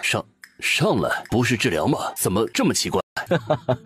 王爷跟沈姑娘玩的可真刺激。若影，你听我一句劝，早抱沈姑娘的大腿，这样啊对你有好处。我只忠于王爷一个人。切，呆子，等沈姑娘成了王妃，她跟王爷就是一家人，到时候她也是你的主子，她的命令就是王爷的命令。不可能，你别胡说。且不说沈清堂身上还有跟太子的婚约，就是王爷的性子和身世，绝对不会爱上任何一个女人。沈清堂的婚约是姜唐用命换来的，死者为大。皇帝曾放言，没有人可以破坏这桩婚事，这婚约不可能改变。只要想，没有什么不能改变的。按照咱们家王爷的本事，他想拿到的，用尽一切办法都能拿到，就是抢也要抢过来，没有人能够阻挡。人挡杀人，佛挡杀佛。王爷应该不会这么疯狂吧？而此时房间里的两人确实是在上演疯狂的一幕。盛其寒按照沈清堂的话躺在了床铺之上，但这一次沈清堂没有扒开他的衣裳扎银针，而是用力推动他的后腰，让他背对着他。这个动作让盛其寒十分没有安全感。你要做什么？沈清堂伸出纤长的手指挑开他的长袍，窸窸窣窣的声音响起，他的腰带松松垮垮的挂在腰间。盛其寒察觉到他的动作，身体紧绷了起来，同时扭动身体准备起身，但他发现他除了脑袋还能动之外，四肢都无法活动，只能侧着脖子看着沈清堂的动作。只见他解开他的腰带后，不紧不慢地将他的外裤连着械裤一起往下扒，紧实的腰部肌肉和一小半臀部全都暴露在眼前。沈清堂，快停下来！正常治疗罢了，不必紧张。哦，对了，先提醒你一声，你的双腿残废，还不确定是小腿亦或者是大腿有问题。下次详细诊断的时候，需要把裤子全脱了。你做好心理准备。盛其寒一脸懵，全脱光指的是连最后的遮羞也要脱吗？然而还不等他回过神来，一股酒味传来，他感觉皮肤一凉，紧跟着一根尖锐的针头扎进了他的臀部。只见沈清堂动作飞快地将一管药水推进了他的身体，随后又拽着他的手臂抽出几管血，整个过程行云流水。对于大夫来说，没有什么男女之分，你们光着身子跟案板上的猪没有什么区别。他一边说着，一边将盛其寒的血丢进了空间里的仪器分析。虽然他的毒分析出来就能推断出盛其寒身上的毒，但用他的血也跟着检验一番会更加的保险。他随后将一颗药丸塞进了他嘴里。你身体里面的剧毒可以压制3身体，前提是不能碰女人，不然毒发就不单单是给你屁股来一针了。说完，沈清堂甚至还上手捏了捏他腰间的肌肉。药水已经吸收的差不多了，就是你的肌肉绷得太紧，等会儿呢可能会有些疼痛，不过休息1-2个时辰也就差不多了。说完，沈清堂便走了出去。盛其寒一阵沉默，他第一次被一个女人这样上下其手，而且他还无法反抗。重点是他表现得那么淡然，好像他的身体对他没有一点诱惑力，当真是像他所说的那样，如同待宰的猪。盛其寒屁股刚接触到轮椅，他就倒吸了一口凉气。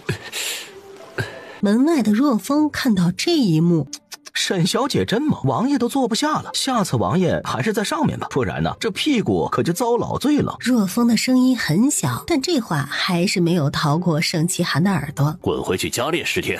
是王爷。他心想，他都说得这么小声了，王爷那方面不太行，这耳朵倒是挺好的。若影默默推着盛其寒往外走，经过斗兽场时，看到莫叶正在忙活着重建暗杀阁的事儿。盛其寒挥手示意若影停下，他盯着莫叶看了一会儿，找人跟他对接。王爷指的是天机楼。若影心下大惊，天机楼是主子耗费多年心血建立的集暗杀、情报、拍卖于一体的江湖第一组织。江湖上多少人想攀上天机楼，但全都被主子拒绝了，甚至没有人知道天机楼的主人是谁。如今主子竟然要跟沈清堂的暗杀阁合作，若影有些看不明白了。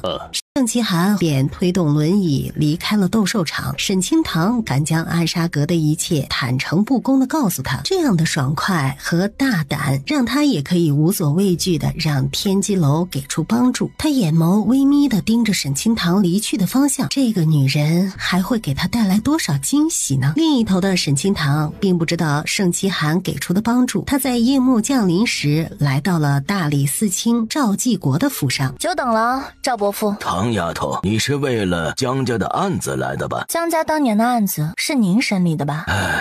一开始呢是我审理的，但后面牵连太广了，所以是皇上亲自审理的这桩案子。我相信江太傅的人品断然是不会干出这样的事来的，可人证物证都指向了他，物证早已经被销毁，除非找到售卖书画的那个东瀛人，不然根本就没办法翻案。翻案的唯一希望在人证身上。重点就是吏部尚书和左都御史，我已经了解的差不多了，如今就差跟他们见面而已。你是想让我带他们来跟你见面？可这……赵伯父放心，他们只是来你府上吃一顿饭，不小心醉酒了，不会有任何异常的。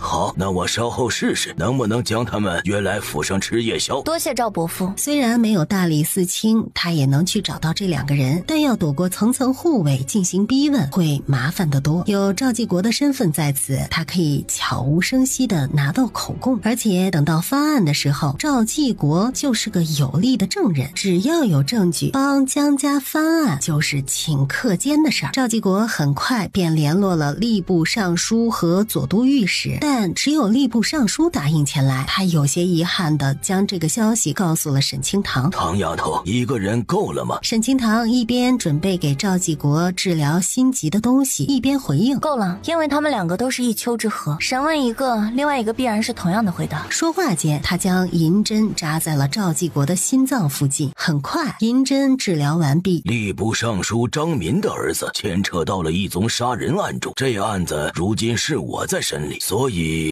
沈清堂恍然大悟，赵继国作为审理官，在这个时候是不应该跟罪犯家属见面的，但为了他还是这样做了。这份情沈清堂深深地记住了。唐丫头，别多想，我跟老江共事多年，我也希望他们一家能够沉冤得雪。如今江家有你，让我看到了希望，所以这点事儿不算什么。正在这时，老爷，吏部尚书已经安排到正厅了。赵继国立马走到正厅跟张明见面，而沈清堂则是在侧殿静静地看着两个人。赵大人，听闻你今日晕倒了，如今身体可好些了？赵继国嗯了一声，顺手给他倒了一杯酒水。张明见状，立马将一个檀木盒子递上。赵大人，这是下官的一点见面礼。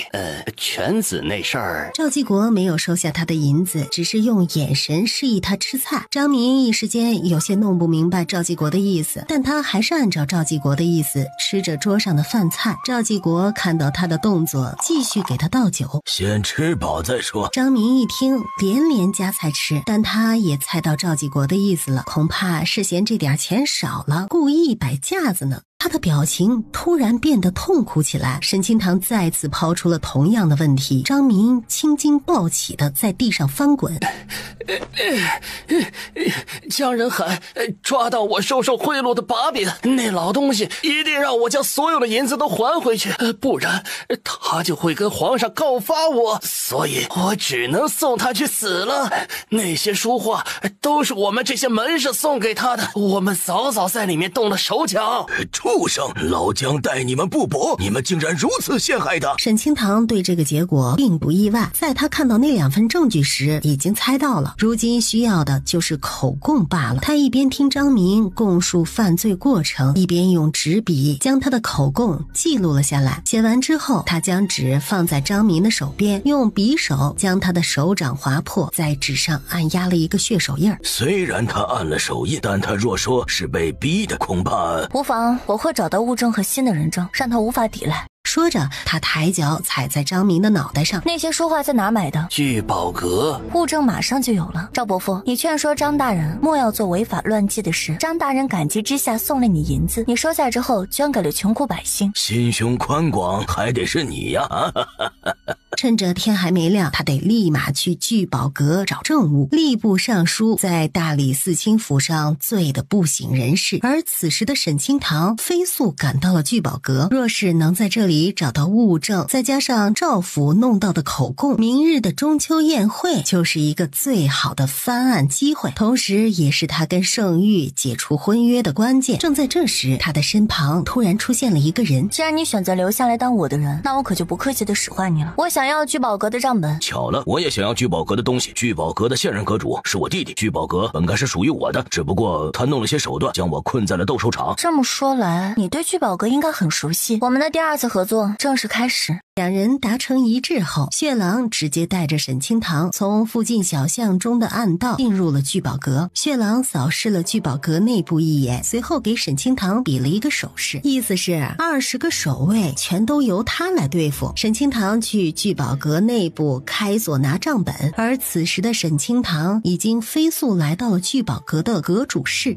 与此同时，一颗信号弹冲破天际，沈清堂知道这是通知聚宝阁阁主的信号，他的动作得加快一些了。不远处的地上摆放着一个1人高的宝箱，木质的箱子用铁水封了起来，说要打开上电锯，但沈清堂可不会浪费时间，他直接将目光所及的东西全都收进空间里，等回去他再用电锯一个一个的打开，确定阁主室空无一物之后，他立马闪身离开。血狼握着长刀穿梭在人群中。哎呦，是大哥回来了呀！从他的称呼，沈清堂知道他应当就是血狼的 baby 二弟。秦朗，我回来取你狗命！你的毒还没解，就敢回来找我的麻烦，谁给你的勇气呀？话音刚落，我给的。聚宝阁本就属于血狼，不服的来跟我讲道理啊！血狼盯着沈清堂看了许久，这个女人做事真不是一般的雷厉风行啊！她还没死呢，你慢慢折磨她。这是你的同款毒药，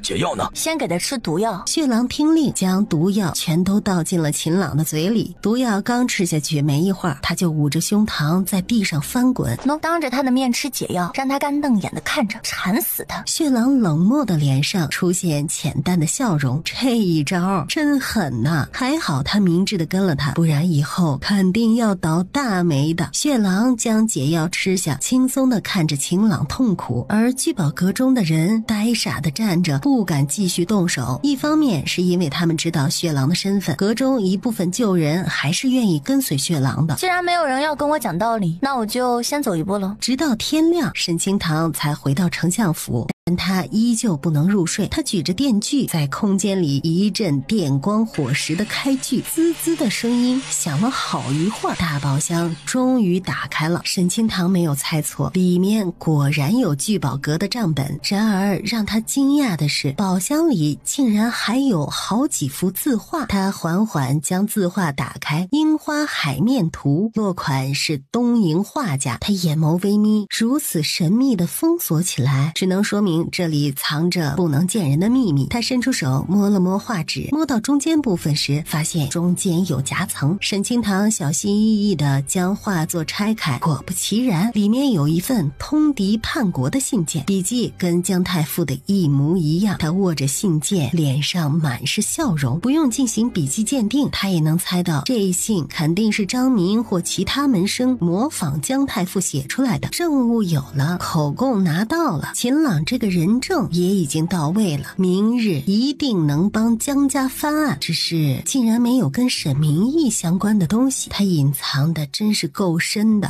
整理好所有东西，沈清堂拆下面巾，看了看脸上的伤疤。经过连续3天的治疗，狰狞的疤痕已经消失。这张脸终于在女娲那儿续上 VIP 了，勉强能够对得起读者。他带着满意的笑，短暂的眯了一会儿，天便大亮了。翌日，小诗端着洗脸水走进屋内。小姐昨夜肯定没休息好，等会儿咱们自己坐一辆马车，不跟讨人厌的二小姐挤一块儿，这样小姐就能好好休息一会儿了。小诗一边嘀咕，一边靠近沈清堂，看清他的脸时，倒也没有美的让你站不稳吧。小姐，你的脸恢复了。小姐，你岂止是美到让奴婢站不稳，那是直接美到奴婢浑身颤抖，口吐白沫呀。二小姐自诩是京城4大美人，现在跟小姐比起来，她就是狗屎。小姐美得这么过分，让京城的其他女人们怎么活呀？你这张嘴啊，真是越来越会说了。给我梳妆吧。小诗点了点头，立马给沈清堂梳洗打扮。小姐今日想要哪种发髻？凌云髻、十字髻？越张扬越好。今日我是去战斗的，首先得要从气势上将他们压倒，就连衣角和头发丝都要带着杀气。小姐说的没错，咱们从前唯唯诺诺的，进宫总是被人欺负，今日就要强势找回场子。小姐才不是柔柔弱弱的小白花，而是咬下他们肉的食人花。只不过小姐变得这么漂亮，白白让太子那癞蛤蟆捡了便宜。小姐，太子真的不是您的良配。从前我脑子不清醒，如今换你不清醒了。谁说我还喜欢太子？小姐醒过来的这几日都没有提太子，奴婢以为您是伤心他跟二小姐的事。呵呵，整日将烂人挂在嘴边太晦气。我伤心他没死还差不多，他要是死了，我得找个舞龙舞狮队敲锣打鼓的欢送他，再给他唱一首好日子。小姐，你能想明白真是太好了，只是小姐跟太子有婚约，恐怕很难退。不用担心，实在退不掉，那我就只能英年丧夫，坐拥太子府的所有财产，包养10个8个的小官，成为最年轻的寡妇喽。小姐，这主意也不错，只不过奴婢觉得沾上太子名号都是侮辱小姐。哇，小姐，今日您穿上这裙子，肯定能拿到第一美人的称号。每年中秋都会票选出京城4大美人呢，今年的4大美人位置要变一变了。我才不参加无聊的选美大赛。若是奴婢告诉小姐，第一美人不光能得到称号，还能得到值钱的奖励呢。有奖励，那也不是不可以参加。主仆2人穿戴整齐走出丞相府，门口已经等候着一辆马车了。他看马车外的装饰就知道，这辆马车是等着接沈清幽的。看来我在府上的威慑力还不够呢。府上大部分都是文媚的人，就算小姐在厨房闹了那么一通，他们也不会长记性，贱得嘞。小诗给沈清堂撩开门帘，他顺利上了马车。走吧。大小姐，二小姐还没来呢。进宫不积极，她脑袋有问题。本小姐给你3息时间考虑一下。大小姐，这……他心想，从前大小姐才是被抛下的那一个，而且这马车可是专门为二小姐准备的。她若是离开，这可怎么交代呀？还不等他思考明白，3，他直接伸出脚，将马夫从马车上踹了下去。啰啰嗦嗦的，本小姐自己敢吃。哎呦！还不等他站起来呢，沈清堂一抽马屁股，马车飞奔而去。这也没数到3呢，大小姐耍无赖啊！正在这时，沈清幽和文媚走了出来。马车呢？大小姐先乘马车进宫了，奴才拦不住啊。再去找一辆马车，抄近道拦下沈清堂。本小姐要让京中的人都知道她的恶行。马夫听令，立立马去后院找了一辆新的马车前来。悠悠，沈清堂实在是怪异，我们还是进宫再对付他吧，不然我担心出事啊。文妹接连被沈清堂整治了2次，心里已经有阴影了。不过是命大没死透罢了，你怕他做什么？文妹见劝说不动，只能默默上了马车。马夫抄近道，很快便在宫门口将沈清堂拦了下来。大姐姐着急见太子殿下，独自赶车前来，实在太过危险。还好我紧跟着来了，若是马车失控，亦或者是出了其他事情，妹妹这心里啊，真是过意不去啊。沈清幽轻描淡写的便将沈清堂花痴太子扔下他独自进宫的消息说了出来。此时宫门口已经聚集了不少官家女眷，沈清幽的话将众人的目光全都吸引了过来，嘀嘀咕咕的私语声响起，全都是谴责沈清堂的。既然过意不去，那就弥补我1000两银子吧。大姐姐扔下我独自进宫，我好生担心，结果我还要给大姐姐银子。大姐姐你这真是有些不讲理了。不想给银子你逼逼赖赖什么过意不去啊？不讲理，那我倒是要给你好好讲讲你磨磨蹭蹭耽误进宫时辰的道理了。沈清堂3句话便将沈清幽的阴阳怪气对了回去。沈清幽袖中的拳头攥得紧紧的，沈清堂这个贱人竟然学聪明了。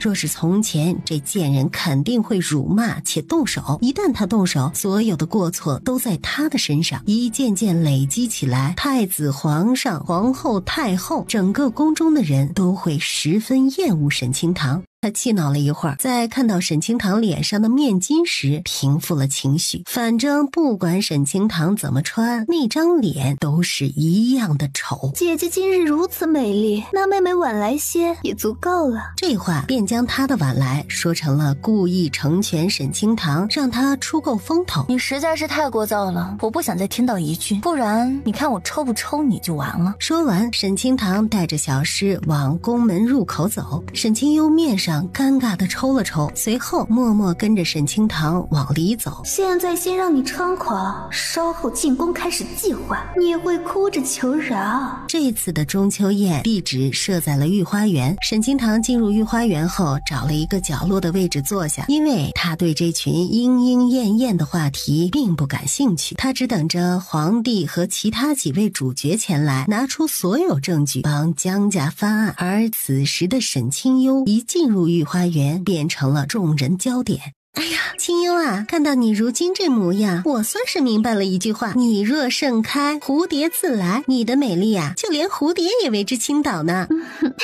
蕾蕾，这夸赞太重了，我承受不起。兴许只是蝴蝶喜欢我身上的香粉味道罢了。清幽，你就别谦虚了，这御花园中的女眷都抹了香粉的，怎么蝴蝶就贴着你呢？热闹都是他们的，我只觉得吵闹。他扫视了御花园一周，远处的一棵松树引起了他的注意，他嘴角勾起一抹笑。既然这么喜欢热闹，那就彻底造起来吧。他从空间里拿出一把弹弓，将弹丸塞进弹夹中后，他用力拉动橡皮筋，咻的一声，弹丸飞速射到远处的松树上，弹丸击中了松叶中的马蜂窝。小姐，我们要不要躲一下？这马蜂会不会蛰我们啊？放心，马蜂不会随便蛰人，一般只蛰浑身骚气的人，谁在那儿发骚就蛰谁呗。小诗转头一看，被众人围在中间享受夸赞的沈清幽，不就是正在发骚的那个人吗？果不其然，一群马蜂，他们扇动翅膀找寻了好一会儿，最终锁定了目标，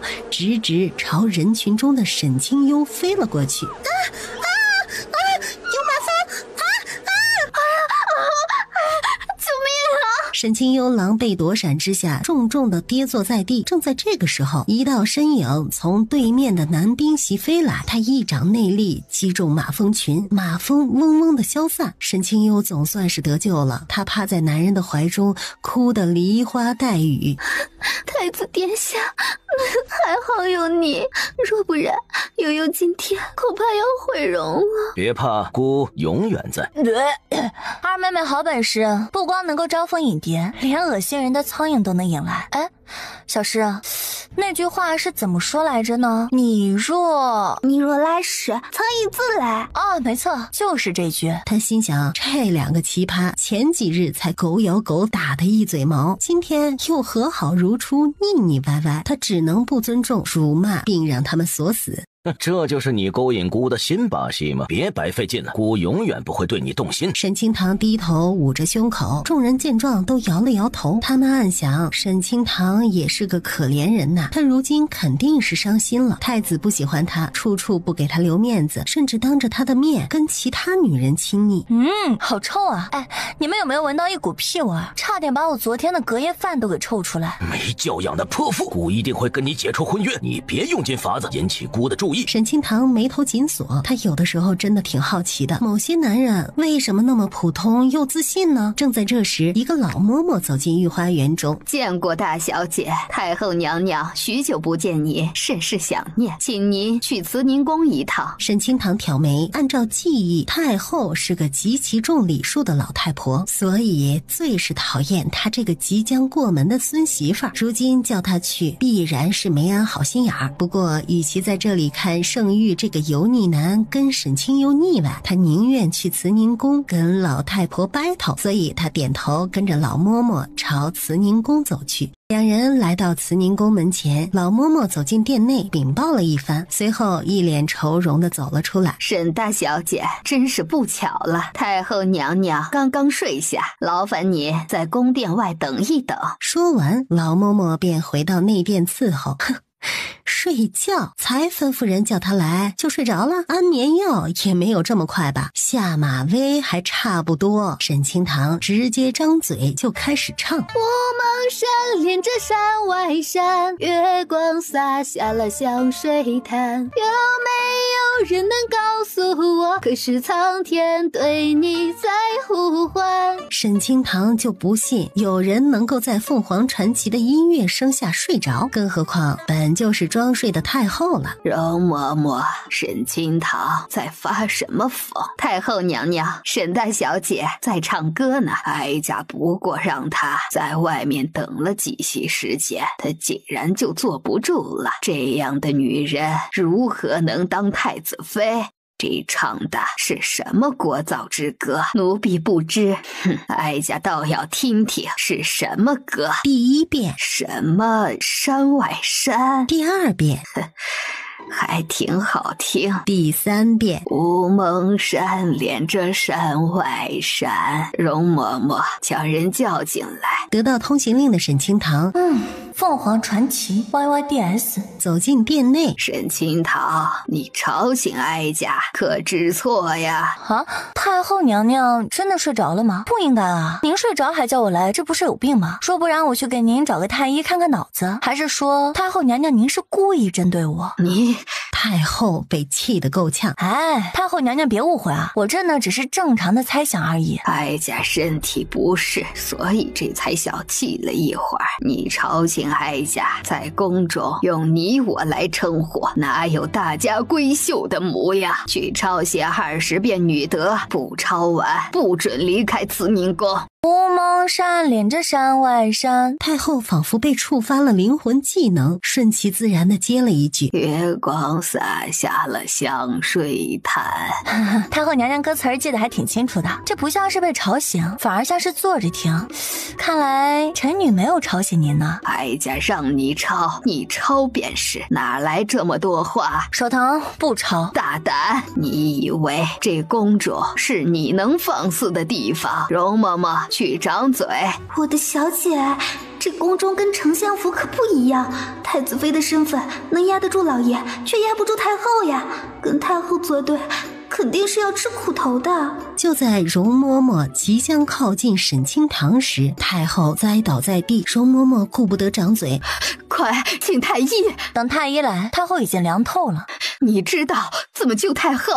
知道。那你快救人呐！若是太后出了事，你治不了，兜着走。这个时候还威胁我，容嬷嬷是怎么想的？莫不是不想救太后？你……容嬷嬷看着太后越来越惨白的脸色，沈大小姐，奴婢求你救救太后。沈清堂迈着步子缓缓靠近太后，他从袖中拿出一根银针扎进太后的耳后，随后猛地敲击了一下太后的脑袋。他敲打的声音极大，容嬷嬷甚至怀疑他是故意公报私仇，但没想到他这一下敲打让太后的脸上渐渐恢复了红润。没一会儿，太后转醒，虽然她方才昏迷了，但听觉还是正常的。你好大的架子，若容嬷嬷不求你，你是不是要看着哀家去死？臣女提醒太后娘娘一句，您的病症只有臣女能治疗，不信您就试试。话音刚落，一个老太医提着药箱急匆匆地赶到，他立马给太后诊断，可这一把脉直接将他吓得跪倒在地。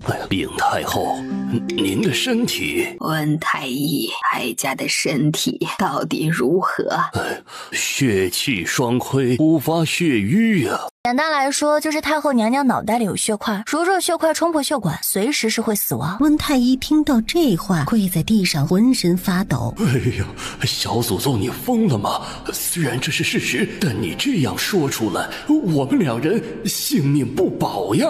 太后见温太医不说话，便知道沈清堂方才说的是真的。你当真能治好哀家？你的医术是从何方？波斯奇人。太后听完暗暗思索了一番，沈清堂一直都是个不学无术的草包，如今突然会医术诊断，看来那波斯奇人确实是有本事的。只要你能治好哀家的病症，哀家可以给你丰厚的赏赐。不，我要解除跟圣域的婚约。什么？你确定？从前沈清堂如何痴迷圣域是全京城都知道的事儿，正因为太子有这样一个离谱的太子妃，他才会多番针对沈清堂，没想到他如今竟然要退婚。这婚约是皇帝定下的，哀家只能劝说，无法决定。够了。还有啊，以后进宫别总是给我提规矩这回事儿。哦，对了，你这次的诊疗费记得给啊，到时间治疗呢，我自会进宫的。说完，沈清堂便往外走。太后绷着脸没有说话。太后，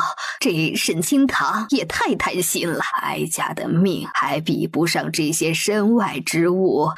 不是，是奴婢说错了话。这边的容嬷嬷惊慌失措，而另一边的沈清堂一脸轻松。好运来，我们好运来。小姐，为何您这么嚣张？太后还答应了你的条件。小诗百思不得其解，按照太后的诠释，就算是杀了小姐，也没有人敢治罪啊。一来是太后的命握在了我手中，二来是我主动提出退婚，以后不是她的孙媳妇儿，她懒得管我。当然最重要的一点是她知道我是个硬骨头，她来硬的我只会更硬。虽然咱们没有权势，但该硬的时候就得硬，一昧的当软蛋就会失去主动权。小诗似懂非懂的点了点头。沈清堂回到御花园时，沈清幽看到沈清堂出现，恨得牙痒痒。他转身问文妹：“都安排好了吗？”“全都准备妥当了。”“沈清堂这次死定了。”宴会即将开始，男宾女眷们找到自己的位置落座。太监的传唱声响起来：“皇上、皇后、太后娘娘驾到！”众卿平身，今日是中秋家宴，无需多礼。谢主隆恩。选美比赛就要开始了，他嗑瓜子儿看好戏了。果不其然，众人落座没多久，皇后便开口道：“又到了选四大美人的日子，可有哪位女子愿意上台开场表演一番，让这御花园热闹起来？”若是从前，沈清幽必然不会放过这个出风头的好机会，但今日他被马蜂叮咬的疼痛难忍，无法上台表演。不过他可不会放弃这个整治沈清堂的绝佳好机会。皇后娘娘，大姐姐今日穿的可是千娇百媚的镇店之宝，大姐姐是有备而来，若是舞上一曲，必然能艳惊四座。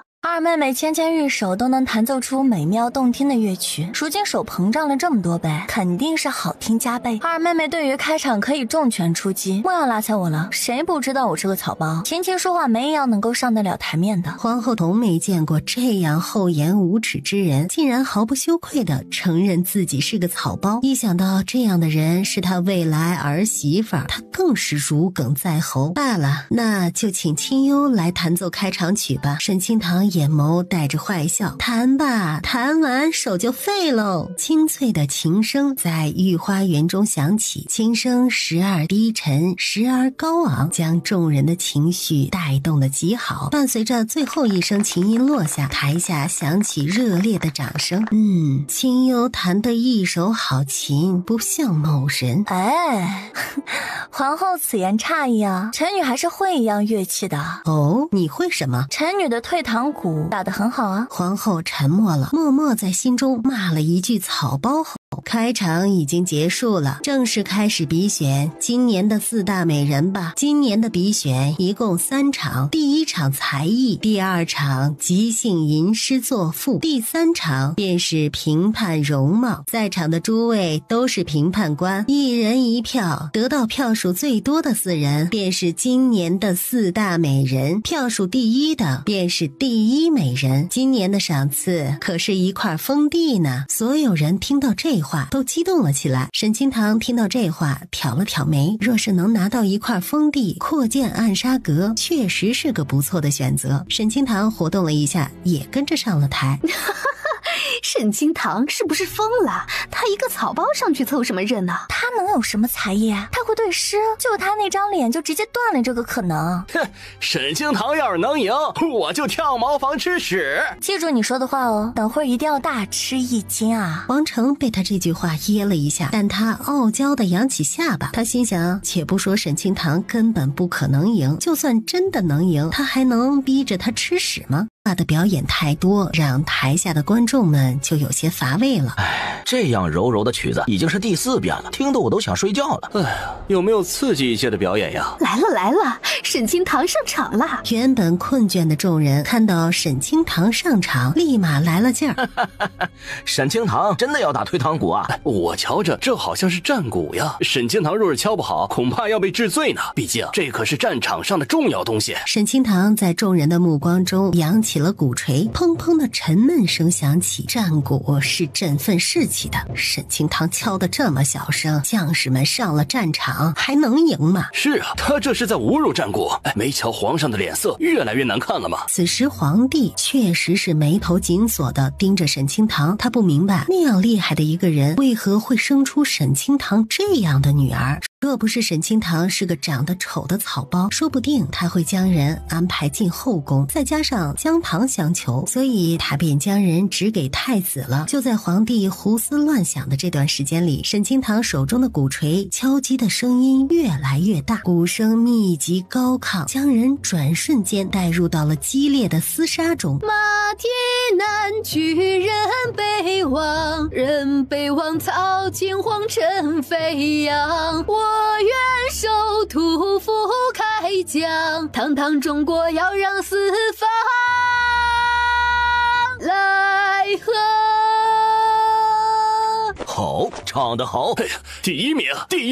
哎呀，沈清堂这哪里是退堂鼓啊，这分明是进击的大鼓啊！听着这个音乐，老子瞬间想扛起枪上战场，将敌人都杀光光。最终，沈清堂以高票成功晋级第2轮的诗词歌赋比试。皇帝开口出了上联：元日、元月、元中秋。你们按照这个模式来接下联，接不上来的便算输。美酒美姐美佳节。皇帝点了点头，对沈清幽的速度和下联都很满意。对下联越到后面越难，毕竟能说出的好词都让前面的人说了，所有人的目光都转向了沈清堂。骗吃骗喝骗感情，众人一脸问号。大姐姐，这话是可以说的吗？为什么不可以啊？这不是跟皇上的模板一样吗？你就说对上了没？皇上只要求能对上来一样的模板，可没有要求是优美的诗句，所以沈清堂这还真是算对上了。家和家兴，家团圆。哎呀，好词啊！防火防盗防绿茶。沈清幽的沉默震耳欲聋，最终在沈清堂对出拉屎拉尿拉裤兜这一句话后，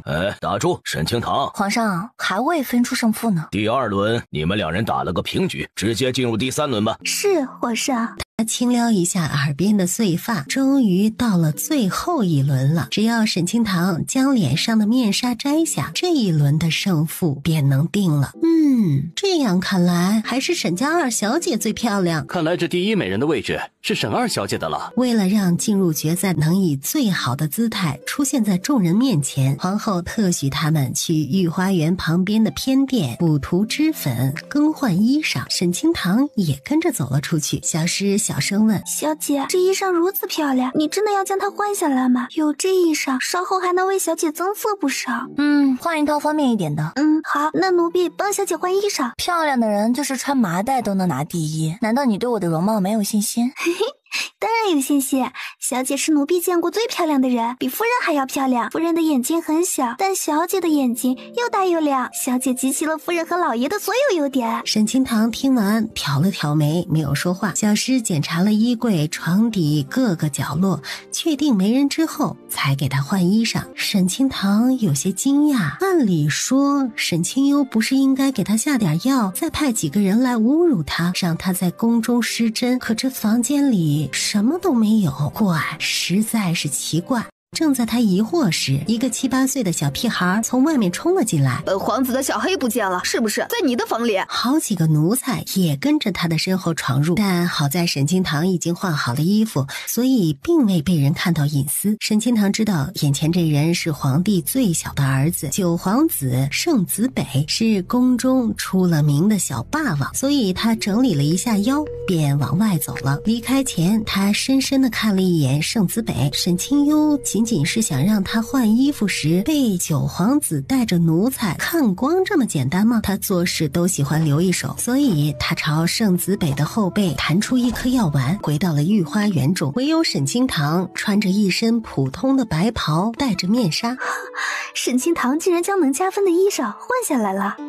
看来当真是破罐子破摔了呀！你是要将面纱取下来，还是直接弃权？沈清堂没有立刻揭下面纱，而是一脸笑意地看着台下的大理寺卿。面纱未揭，结果未定。我倒是觉得沈大小姐容貌极佳，说不定能拿第1名。众人低头偷笑。沈清堂在千娇百媚门口救了赵继国的事情已经传开了，所以众人都当他是因为救命之恩才帮沈清堂说话。赵继国听到众人的笑声，不慌不忙地说：今日是中秋团圆日，我讨个好彩头，出6000两银子做庄，赌沈大小姐能拿第1。这还用看吗？肯定是沈二小姐拿第1啊！我下注500两银子。万一沈清堂的脸真的恢复了呢？若不然，他为什么敢参加？拜托，沈清堂就是个疯子，他打退堂鼓和对屎尿屁诗词都敢，还有什么是他不敢的？而且他一直都用面纱遮丑，若是变漂亮了，按照他张扬的性子，那可不得摘下面纱炫耀个3天3夜。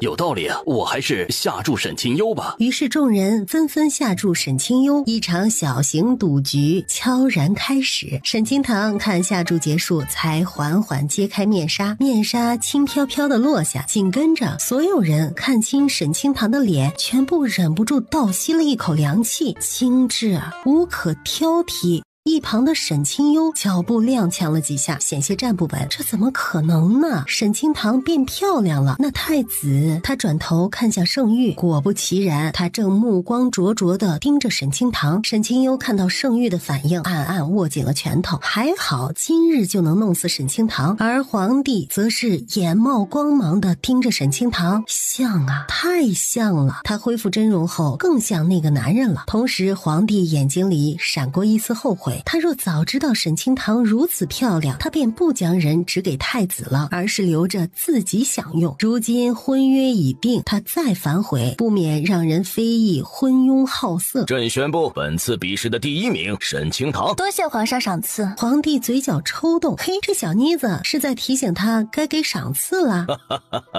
朕将岭南城封地赐给你，日后你就是岭南城主。可还有想要的赏赐啊？朕今日都可以赏赐给你。他径直来到了赵继国身旁。当然还有想要的东西啊。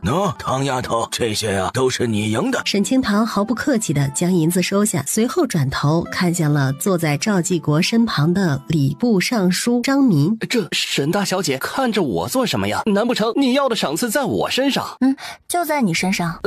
这让张民有些疑惑了。哦，你想要吏部尚书府的什么东西啊？朕做主买下来送给你。要他的狗命。说时迟，那时快，沈清堂直接将张民踹倒在地，全场大惊。沈清堂，你在做什么？他拖着张民来到皇帝面前。张民陷害江家满门，害得陈女外族一家家破人亡。陈女没有当场杀了他，已经是看在皇上的面子上了。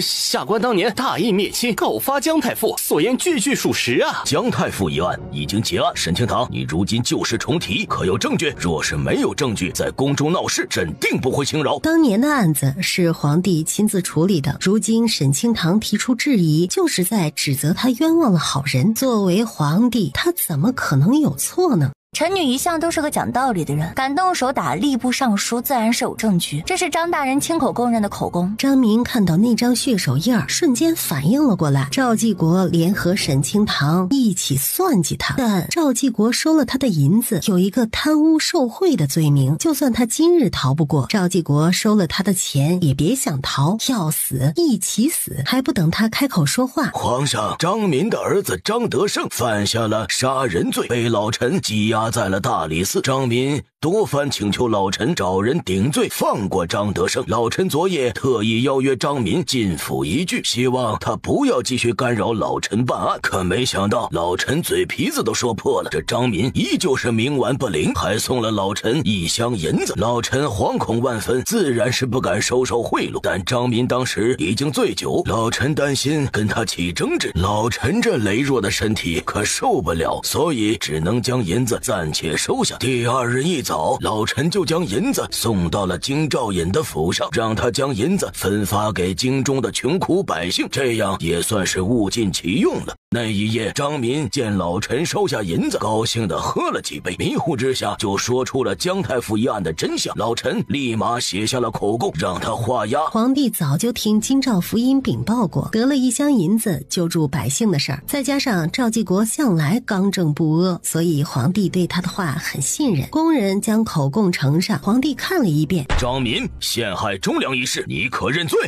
臣不认，臣是冤枉的。醉酒之话岂能当真啊？而且臣醉的不省人事，压根儿就不知道赵继国写了什么内容，他拽着臣的手画押，这口供怎么能作书呀？沈清堂拍了拍手，小诗便带着秦朗走进了御花园。小姐，聚宝阁老板秦朗带到。沈清堂转头看了一眼秦朗，如今他的脸色看似正常，实则正在经受毒药的折磨。张民看到了秦朗，瞬间慌了，但转念一想，那些书画都是他让旁人去买的，他压根儿没有经手那些东西，就算秦朗来了，也不能成为证据。来，将你知道的事情都说出来。当年姜太傅被查出通敌叛国的书画都是从我的聚宝阁卖出去的，我可以证明那些书画没有夹层，但被5个陌生男子买走之后，便多了夹层书信。我借口拿错了书画，从他们手中偷梁换柱，换了一幅画回来，那时里面已经有了书信，账本和书画我都有保存。张民浑身一抖，他万万没想到秦朗竟然偷梁换柱，留下了证据。不过书信里的字并不是他模仿出来的，所以他直接矢口否认。哎呦，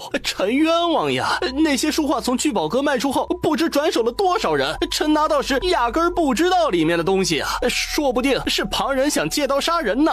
若不然，皇上可以将书画里的信件拿出来比对一番，看看是不是臣的笔迹呀。哦，不是张大人的笔迹，那就写出来瞧瞧呗。皇帝听到这话，立马让人准备笔墨纸砚给张民。张民按照正常的写字习惯写出一排排文字。沈清堂拿出书画夹层打开，随后将里面信件展开。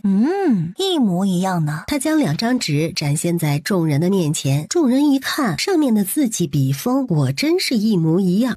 这不可能啊！里面应该是姜太傅的笔记，怎么可能是我的呀？我从未说过里面的信件是什么，你怎知道是姜太傅的笔记？除非你就是谋划之人。张民双腿一软，直接跪倒在地。他被沈清堂这个贱人炸了，还不等他找借口狡辩。皇上，这些都是在姜府旧址找到的东西，这就是张民伙同左都御史陷害臣女外公的原因。皇帝看着呈上的证据，眉头紧锁，人证、物证、口供都齐全了。姜太傅一家确实是被冤枉的。沈清堂识相的给皇帝一个台阶。皇上，满朝文武都被张民欺骗了，您日理万机，自然是不得而知。如今真相大白，您还姜家一个公道，相信姜家亡魂亦能安息。大胆！张民，你蒙蔽朕，陷害忠良，让姜太傅含冤而终。来人呐，将张民拖出去斩了！左都御史和相关人员收押大牢，调查清楚之后立即处死，立刻建立陵墓，重新安葬姜太傅和姜家忠烈。被流放的人用最好的待遇召回京城，赐府邸良田，朕一定会尽全力弥补姜家。臣女替姜家满门，谢过皇上。人都死了，做这些表面功夫有什么用？流放之苦，岂是你的一点赏赐就能弥补的？唉，清堂啊，是朕对不住姜家，张民已经处理了，你还有什么想做的，尽管说出来，朕一定答应你。当然有，臣女跟太子殿下相看两相厌，相信死去的母亲也不想看到臣女如此，所以臣女恳请皇上解除这门亲事。太子殿下中意臣女的二妹，皇上尽可成全他们。此话一出，众人都有些错愕地看着沈清堂。曾经花痴太子到极点的他，竟然要主动解除婚约。太子也愣在原地好一会儿，他暗暗握紧了拳头，这又是沈清堂的欲擒故纵吧？他从前能做出爬上他床榻之事，无论他怎么羞辱驱赶，都像只苍蝇一样粘着他，怎么可能突然不爱慕他了？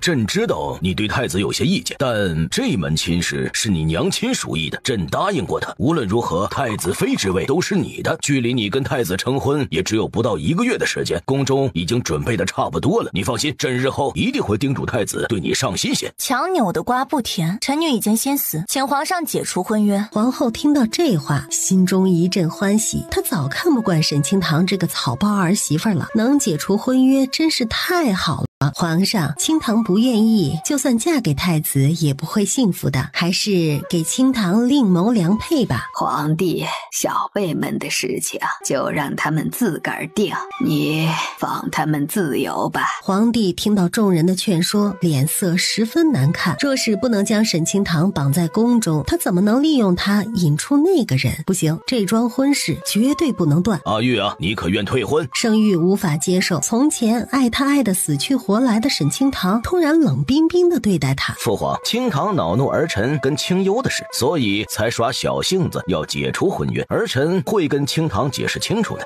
父皇金口玉言定下的婚约，姜家刚刚翻案便解除，难免让人非议父皇是担心姜家回来争权，而且清堂早就跟儿臣有了肌肤之亲，所以朕本就有愧于姜家，怎么能让姜家再次寒心呢？左不过宫中的各项仪式已经准备好了，清堂跟太子明日立即完婚。圣玉那好色之徒做出这样的选择，他不意外，但皇帝沈清堂眼眸微眯地打量着他，他这么想将他跟圣玉绑在一起的原因到底是什么？什么时候摔个狗吃屎也算是肌肤之亲了？臣女上次不过是一不小心用脚将太子殿下绊倒，太子殿下用不着如此诋毁臣女的清誉吧？何况二妹妹已经怀有太子之子2个多月了，臣女何必惊扰了他们一家3口的幸福呢？至于姜家，皇上再多赏赐些财宝，自然不会有人非议。什么怀孕？皇上让温太医诊脉一番，便知真假。快传温太医。因为太后身体抱恙，所以温太医一直候在御花园。听到命令，他立马上前诊治。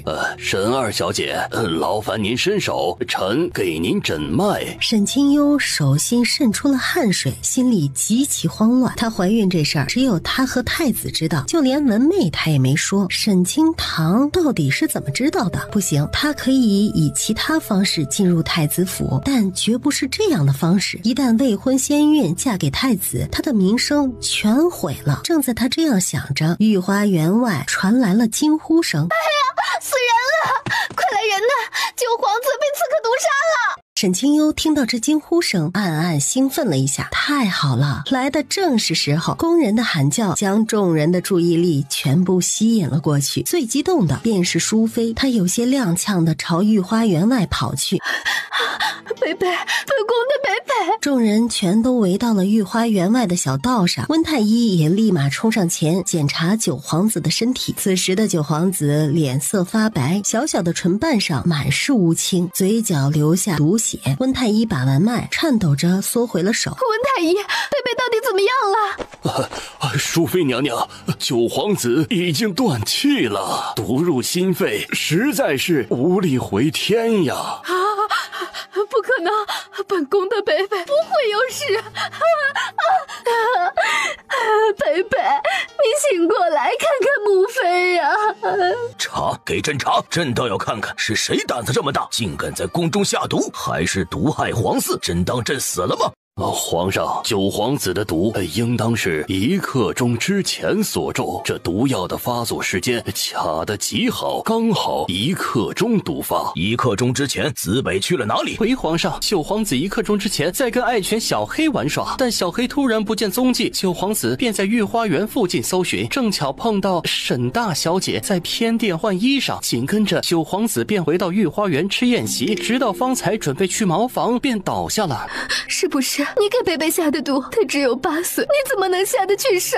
不是我，可是所有证据都指向了你。哦，那也不是。淑妃娘娘，九皇子进屋时，我家小姐已经换好衣裳了，所以压根就没有看到什么。小姐没有跟九皇子多说，直接离开了殿内，参加第3轮的比试。而且我家小姐的性子，娘娘您是知道的。若是真的记恨九皇子，哪里会等1刻钟，肯定直接就动手了。淑妃冷静下来，盯着沈清堂看了好一会儿。确实，沈清堂从前在京中打架斗殴的事儿可没少做，他从来不记仇，因为一般有仇他当面就打人了。淑妃娘娘，这药的毒性极强，一旦沾染到必然会中毒，所以只要去检查一下去换衣服的几人，就知道谁是下毒的凶手了。快给本宫检查，查出凶手，本宫要将他千刀万剐。宫人和侍卫立即在宫内四处搜索，很快便找到了一件带毒的衣裳。淑妃娘娘，找到了，这衣裳是沈清堂换下来的。真的是他下的毒，好歹毒的心呐！怪不得他会将镇店之宝换下来，原来是下毒的时候沾到了。淑妃朝沈清堂走了过去。贱人，娘娘着什么急啊？我的衣裳换在侧殿那么久，将毒扔在我的衣裳上陷害我，这不是很容易的吗？何况九皇子好动，他在前面跑，宫人在后面追，他是不是真的只遇到我一个人，也未可知。沈清堂死死钳着淑妃的手，让她动弹不得。如此巧舌如簧会狡辩，那你倒是拿出证据来。你方才帮江家翻案时，证据不是很多吗？你若拿不出证据，本宫定将你五马分尸。证据当然有。他一边说，一边走到九皇子的尸体旁。他盯着九皇子看了许久，没有说话。所有人都紧张地看着这一幕。沈清幽眼尾带着不易察觉的笑，人证物证俱在，沈清堂死定了。九皇子到底有没有见过旁人？被谁下的毒？我相信他本人最清楚。北北已经死了，就算他知道凶手是谁，也没办法说出来。他真是含冤而终啊！娘娘节哀，大姐姐，你在府上砍杀下人就算了，怎么进了宫还如此暴力？仅仅因为九皇子冲撞了你，他只是个8岁的孩子而已。你的证据在哪里？再拿不出证据来，可别怪朕不念情。证据不就在这儿吗？九皇子还没死，你们鬼哭狼嚎什么？你确定北北没死？在旁人手中是死了，在我这儿没有。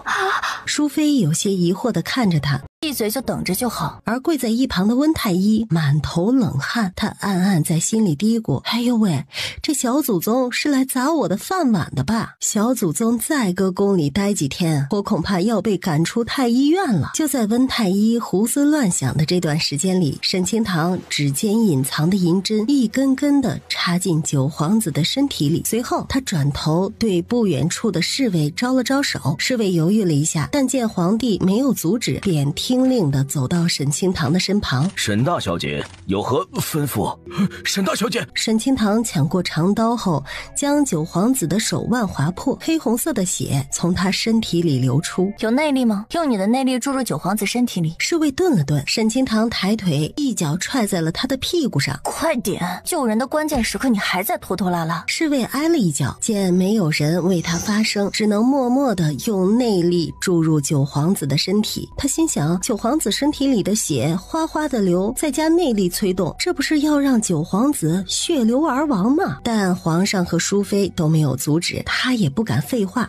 太弱了，你这点内力根本不够，来个内力强横的人。让本王来。若影将他推到沈清堂身边，他立马放出强大的内力注入九皇子的身体。九皇子身体里的血以极快的速度流失，是方才那侍卫的2倍。沈清堂眼眸亮了亮，还是得盛其寒呐。不过他在外人面前应该是病弱残亡的形象，他这样确定不会暴露吗？够了。盛其寒听令停止输入内力，不过停下来的一瞬间，他猛地吐出一口血。王爷。沈清堂看到这一幕，嘴角抽了抽，这演技比他还要厉害，不给他搬一个小金人都有些不合适啊。这是我师父给的疗伤圣药，王爷快些吃下。盛其寒没有接下他的药，一旁的温太医立马上前检查了一遍。王爷，这药没问题，您的身体本就虚弱，放出这么多的内力，哪里能承受得了啊？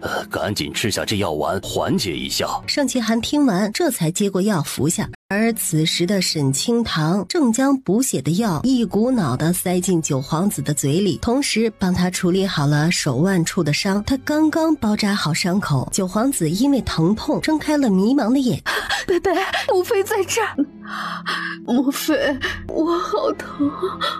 贝贝，母妃给你吹吹就不疼了。你快些告诉母妃，方才你在御花园外遇见了谁？除了沈清堂之外的其他人？还有一个老女人，她撞了我一下，就急匆匆地跑开了。之后我就感觉全身疼痛，后面的事我就不知道了。贝贝，看看那个老女人有没有在这里？盛子北的眼神从一群女眷身上扫过，被扫视到的文媚双腿发颤，手心渗出了细密的汗水。沈清幽立马给他一个眼神，让他不要慌乱。没有，既然不是宾客，那就是宫中的人了。将御花园附近的工人全部都带过来，再指认一番，下毒嫁祸在我身上，我来教教他死字怎么写。还不等皇帝吩咐，盛其寒拍了拍手，若风便带着一个老嬷嬷到了御花园。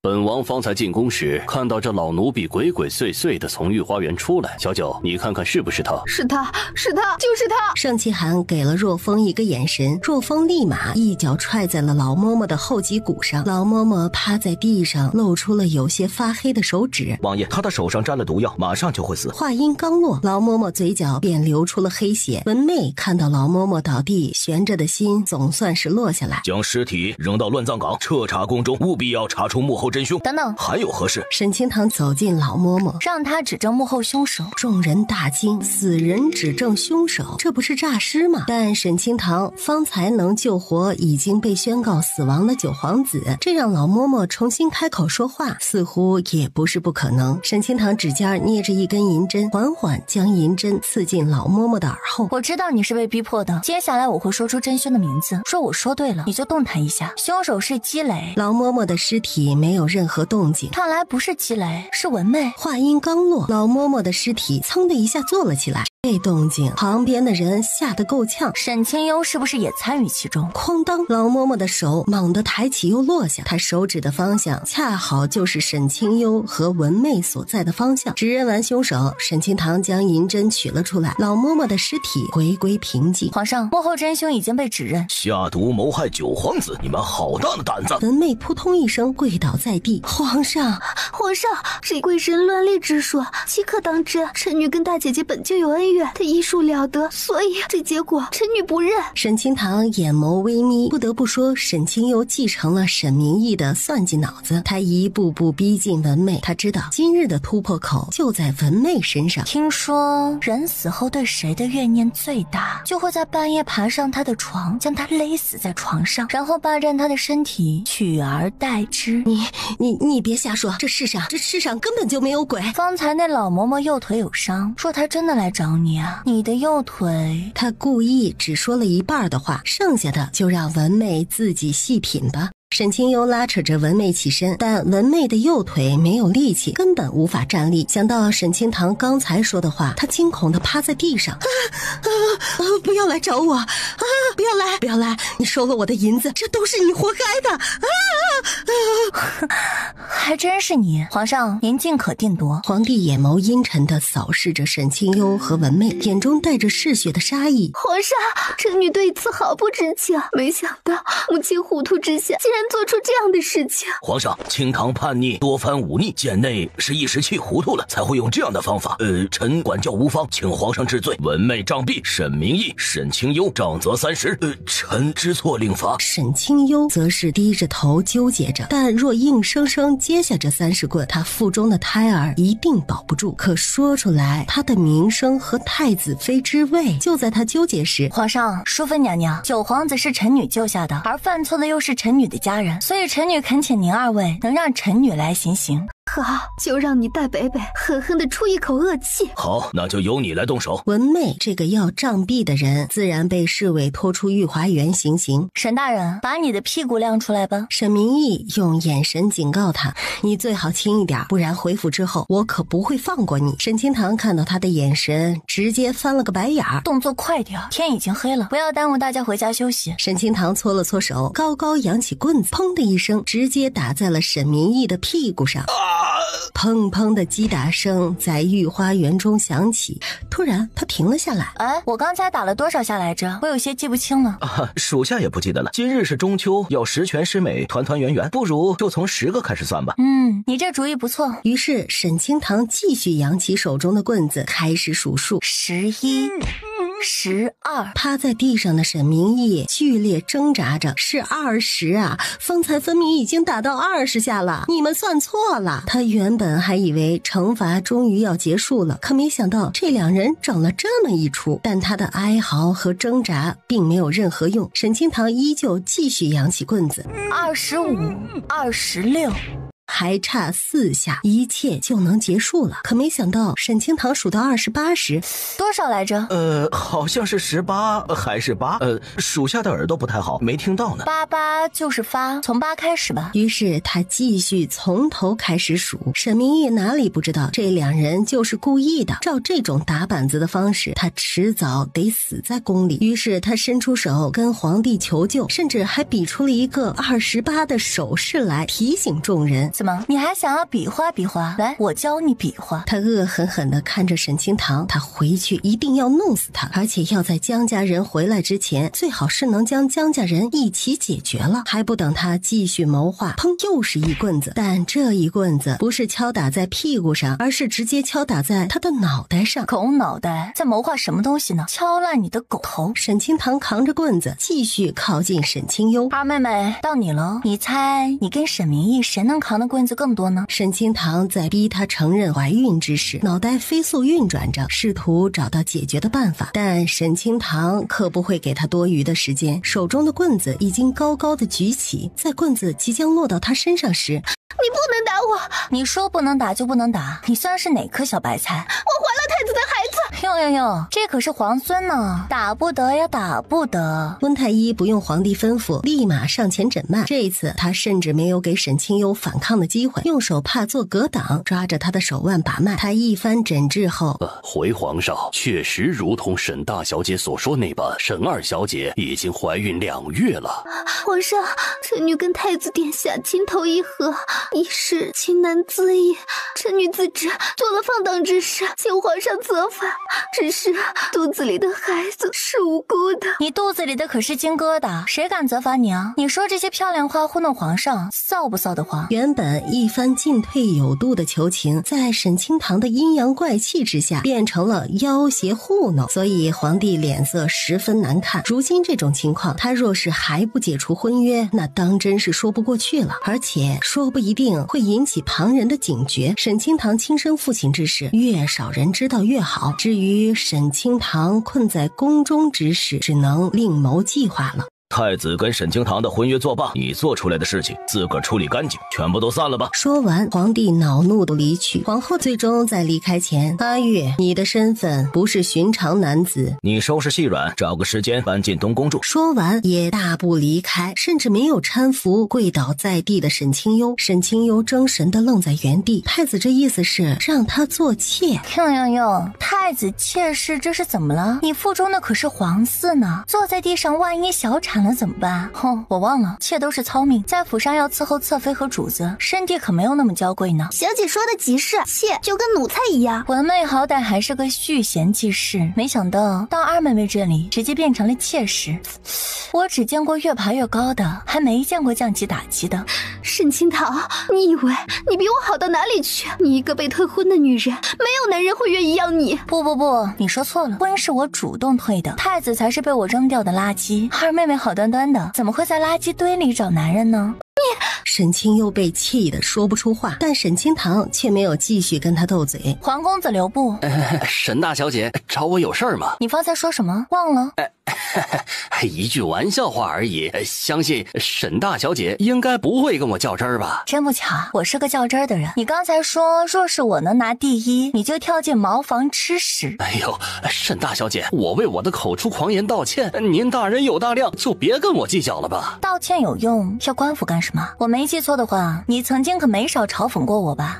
这皇城还想多说什么，一道身影闪过，他的身体直接腾空而起。若风三下五除二将人扔进目的地后回来禀报，沈小姐，皇城已经扔进茅坑了，他如今人如其名，黄澄澄的。沈清堂沉默了，倒也不必这么会用形容词吧。多谢王爷出手。他知道虽然若风性子跳脱，但没有盛其寒的命令，他也不会动手。不必，本王只是讨厌聒噪之人。时辰不早了，王爷早些回去休息吧。说完，他便准备离宫，但盛其寒猛地吐出一口鲜血。沈清堂听到这个声音，转过头，见他面色苍白，沈清堂就知道他不是装的，他立马上前给他把脉。你这脉搏乱的能弹奏一曲男儿当自强了，不是让你别碰女人吗？你破戒了，就这么几天你都忍不了吗？管不住下半身的男人，不会有前途的。沈大小姐，王爷没有做那档子事，只是王爷今日遭到追杀，又被人下了毒，方才用内力帮九皇子催毒，让自己身体里的毒流动得更快了。若风心想，沈大小姐可是他看中的未来王妃啊，坚决不能让他跟王爷产生误会。抱歉，误会你了。不过你这是杀人爹妈还是抢人媳妇儿了？身体里的毒已经很凶猛变态，现在又来给你下了一种毒。他一边说，一边推着盛其寒的轮椅往太医院走。他如今的情况已经坚持不到出宫了，所以只能去太医院处理一下。他推着盛其寒来到太医院，温太医立马积极的给他们准备了房间。沈大小姐，王爷这边请，这是专门的治疗室，药材和各种工具都很齐全。准备热水、天秤草、红袖粉。他噼里啪啦的念了一堆药材，温太医一边听一边将药材准备到位。他心道，这可是个偷师学艺的好机会呀，坚决不能错过。温太医将所有药材准备好，拿到了他手边。沈大小姐，药材已经准备好了，接下来要怎么做？沈清堂点点头，随后毫不犹豫扯开了盛其寒的衣裳，他光洁的肌肤暴露在眼前。沈清堂毫不客气地伸出手抓着他的胸肌，他左按按右戳戳，将他的胸膛摸了个遍。虽然毒发，但还有意识的盛其寒一把抓住了他的手腕。正在专心检查的沈清堂身体惯性之下直接扑向他的胸膛，微红的唇瓣附在他的胸膛之上，温润柔软的触感让盛其寒浑身一紧。沈清堂麻溜的从他身上爬起来。你拉我做什么？想医闹是不是？等会儿呢，我一刀给你嘎了。他一边说一边瞟向他双腿间，这要嘎的地方是哪里？不言而喻。哎呀，沈小姐，这毒接触到你又有了变化呀，看这样子恐怕是变成了魅毒啊。沈清堂眉头微蹙起来，他方才按压他的胸膛是在封锁毒素，可没想到触碰到他身上还未清除干净的毒素又再次结合变成了魅毒。忍着别动。忍不住。那我帮你啊。说着，他的手游走到了他的腰侧，一旁的温太医瞪大了眼睛，这是他不花钱就能看的吗？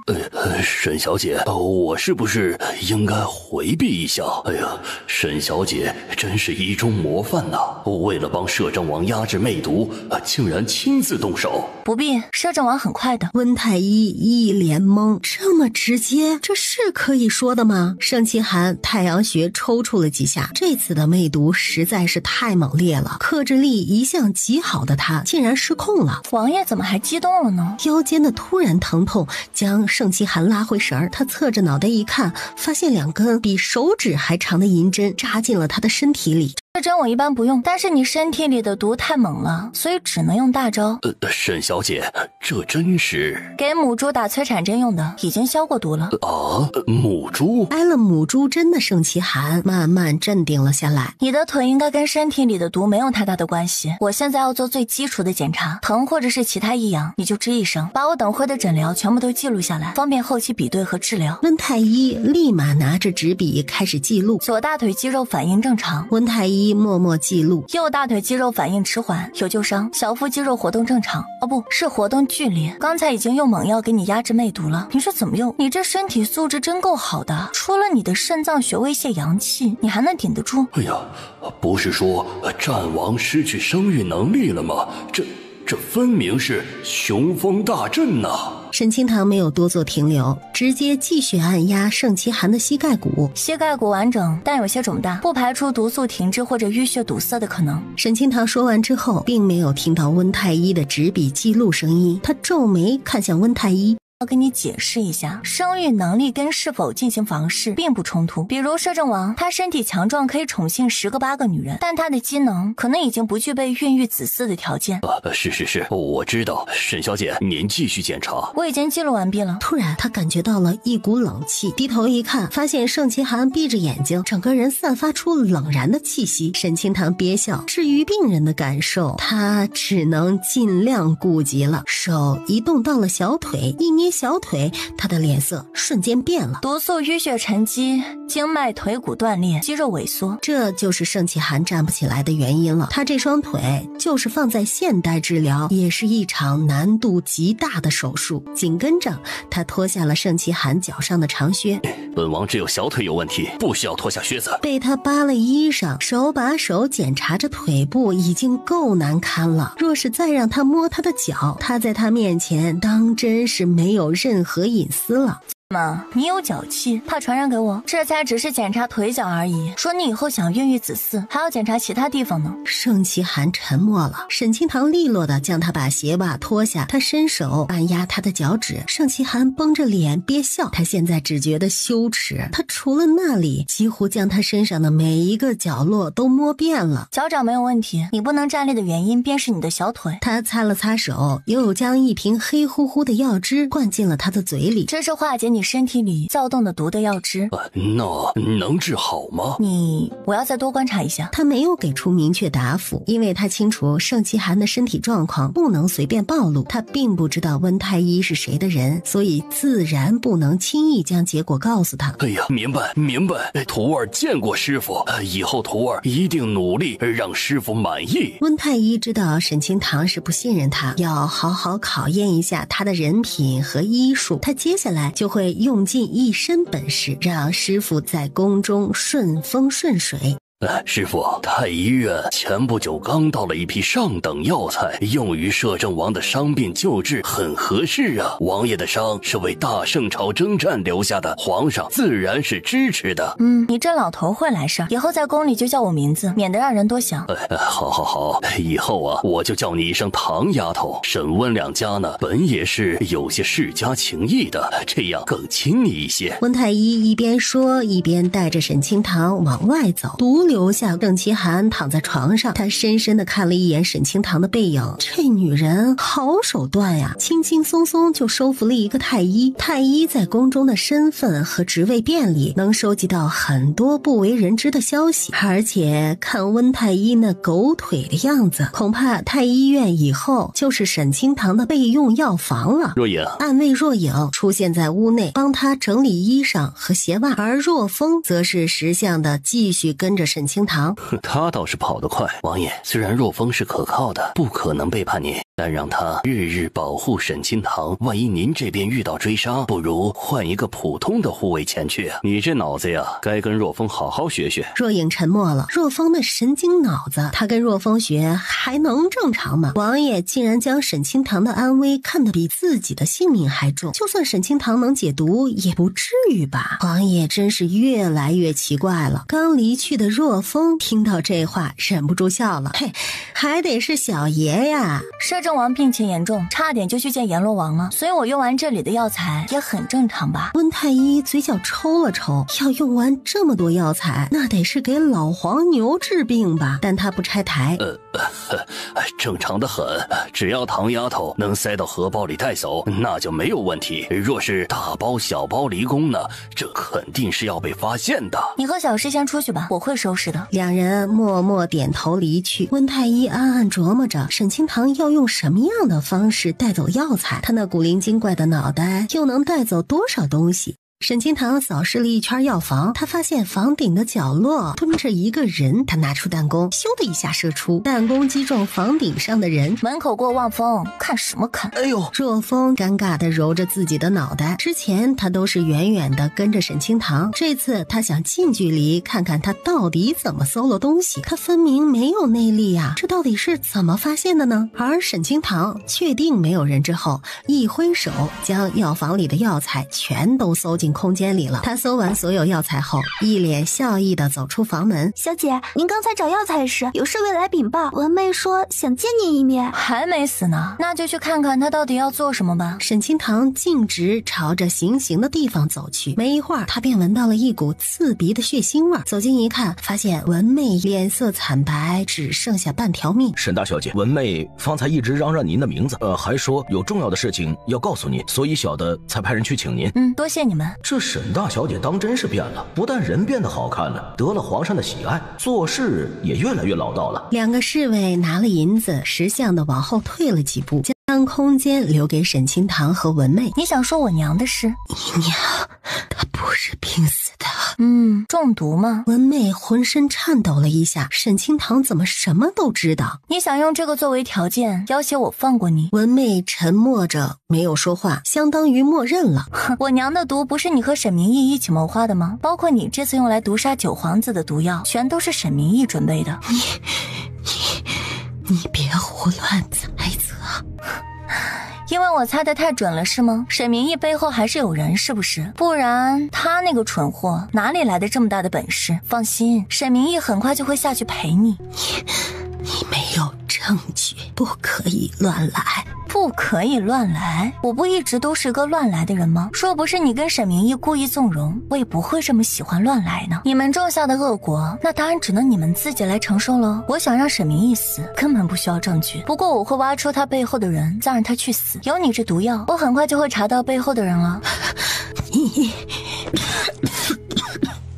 本来一切都只是猜测，看到你这反应，我应该全部都猜对了。不过以你的脑子，沈明义肯定不会告诉你幕后之人是谁，就像沈清幽坦然放弃你的性命一样。哦对了，你刚才被拖出去太早，不知道沈清幽得了什么位分。文妹目光灼灼地看着沈清堂。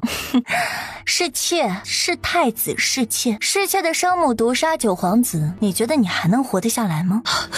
不，怎么可能？不可能是妾。秦幽，秦幽，他知道他逃不过一死，但他想在死之前见清幽最后一面，这样他所做的一切都是值得的。二妹妹躲着做什么？就算是妾也能见光的，不能见光的是偷人。哼，我忘了，你是个偷人的妾，不光丢脸，还见不得光。一句话刺透了暗处的沈清幽。贱人！悠悠，二妹妹好狠的心啊，竟然不愿意来见生身母亲最后一面。不过也是，有一个下毒的母亲已经很丢脸了，若是偷摸来见面被太子和皇上知道，那日子啊只会更难过。沈清幽听到这话，直接转身离去。沈清堂说的没错，文妹是罪人，她跟罪人多接触，只会被怀疑上，想往上爬就更不容易了。如今她必须要跟文妹撇清关系。二妹妹慢走。悠悠，别喊了，他看重的是他前程，巴不得和你断绝关系。你今日不过是替这个白眼狼女儿顶了罪。文妹瞪着眼睛咽了气，死不瞑目。沈清堂耸了耸肩，淡然转身离开了。人已经死了，按照皇上的命令扔到乱葬岗去。两个侍卫立马领命照做。这一次他们看向沈清堂的眼神带着惊恐，虽然文妹受伤严重，但好歹还剩下半条小命。他这一来，3言2语就直接将人气死了。他离开皇宫，坐上了回丞相府的马车，但马车刚进了一段路程，他便发现有人跟着他。沈清堂手中的银针朝着暗处飞射而去，银针射出后，一道身影从暗处现身，来到了马车前。沈清堂，你从前一直都在隐藏自己。滚！你从前都是他让沈清堂滚，可如今这情况竟然颠倒了。你闹够了没有？小诗，我们快走，跟这张待久了，脑子会变得不正常的。你变漂亮了，所以等着姑主动讨好你，这样你才会跟姑在一起，是不是？姑知道从前对你的态度不好，你如今闹情绪也很正常，但是姑的耐心是有限，多番给你面子，你可别太得寸进尺。沈清堂手中的毒药直接射出来，有病就去找兽医，我不会治疗疯狗。沈清堂拽着马绳直接离开，盛玉还想追，但突然他双腿一阵无力，跪倒在地。在暗处保护他的暗卫立马上前将他搀扶了起来。太子殿下，沈清堂那儿，暗卫做了一个抹脖子的动作，询问他是否要解决了他。带姑回宫，总有一天他会让他像从前一样跪在他的脚下。暗卫很快将圣玉带回了皇宫中的太子东宫，圣玉宣了太医前来诊治，来人正是温太医。他小心翼翼地给太子把脉，可这一把脉他就察觉到了一种熟悉感，再联想到今日发生的事情，瞬间就知道这毒是沈清堂给太子下的。姑身上的毒到底能不能治？能，只是这毒有些复杂，恐怕需要好几日啊。圣玉听到这话长松了一口气，能治就行，看来沈清堂并没有对他下死手。速速给姑治疗。是，老臣这就给您开方子，只是药会有些难吃，良药苦口利于病，还请太子殿下稍稍忍忍。去准备吧。他心想，不过就是苦汤药罢了，他从前又不是没吃过。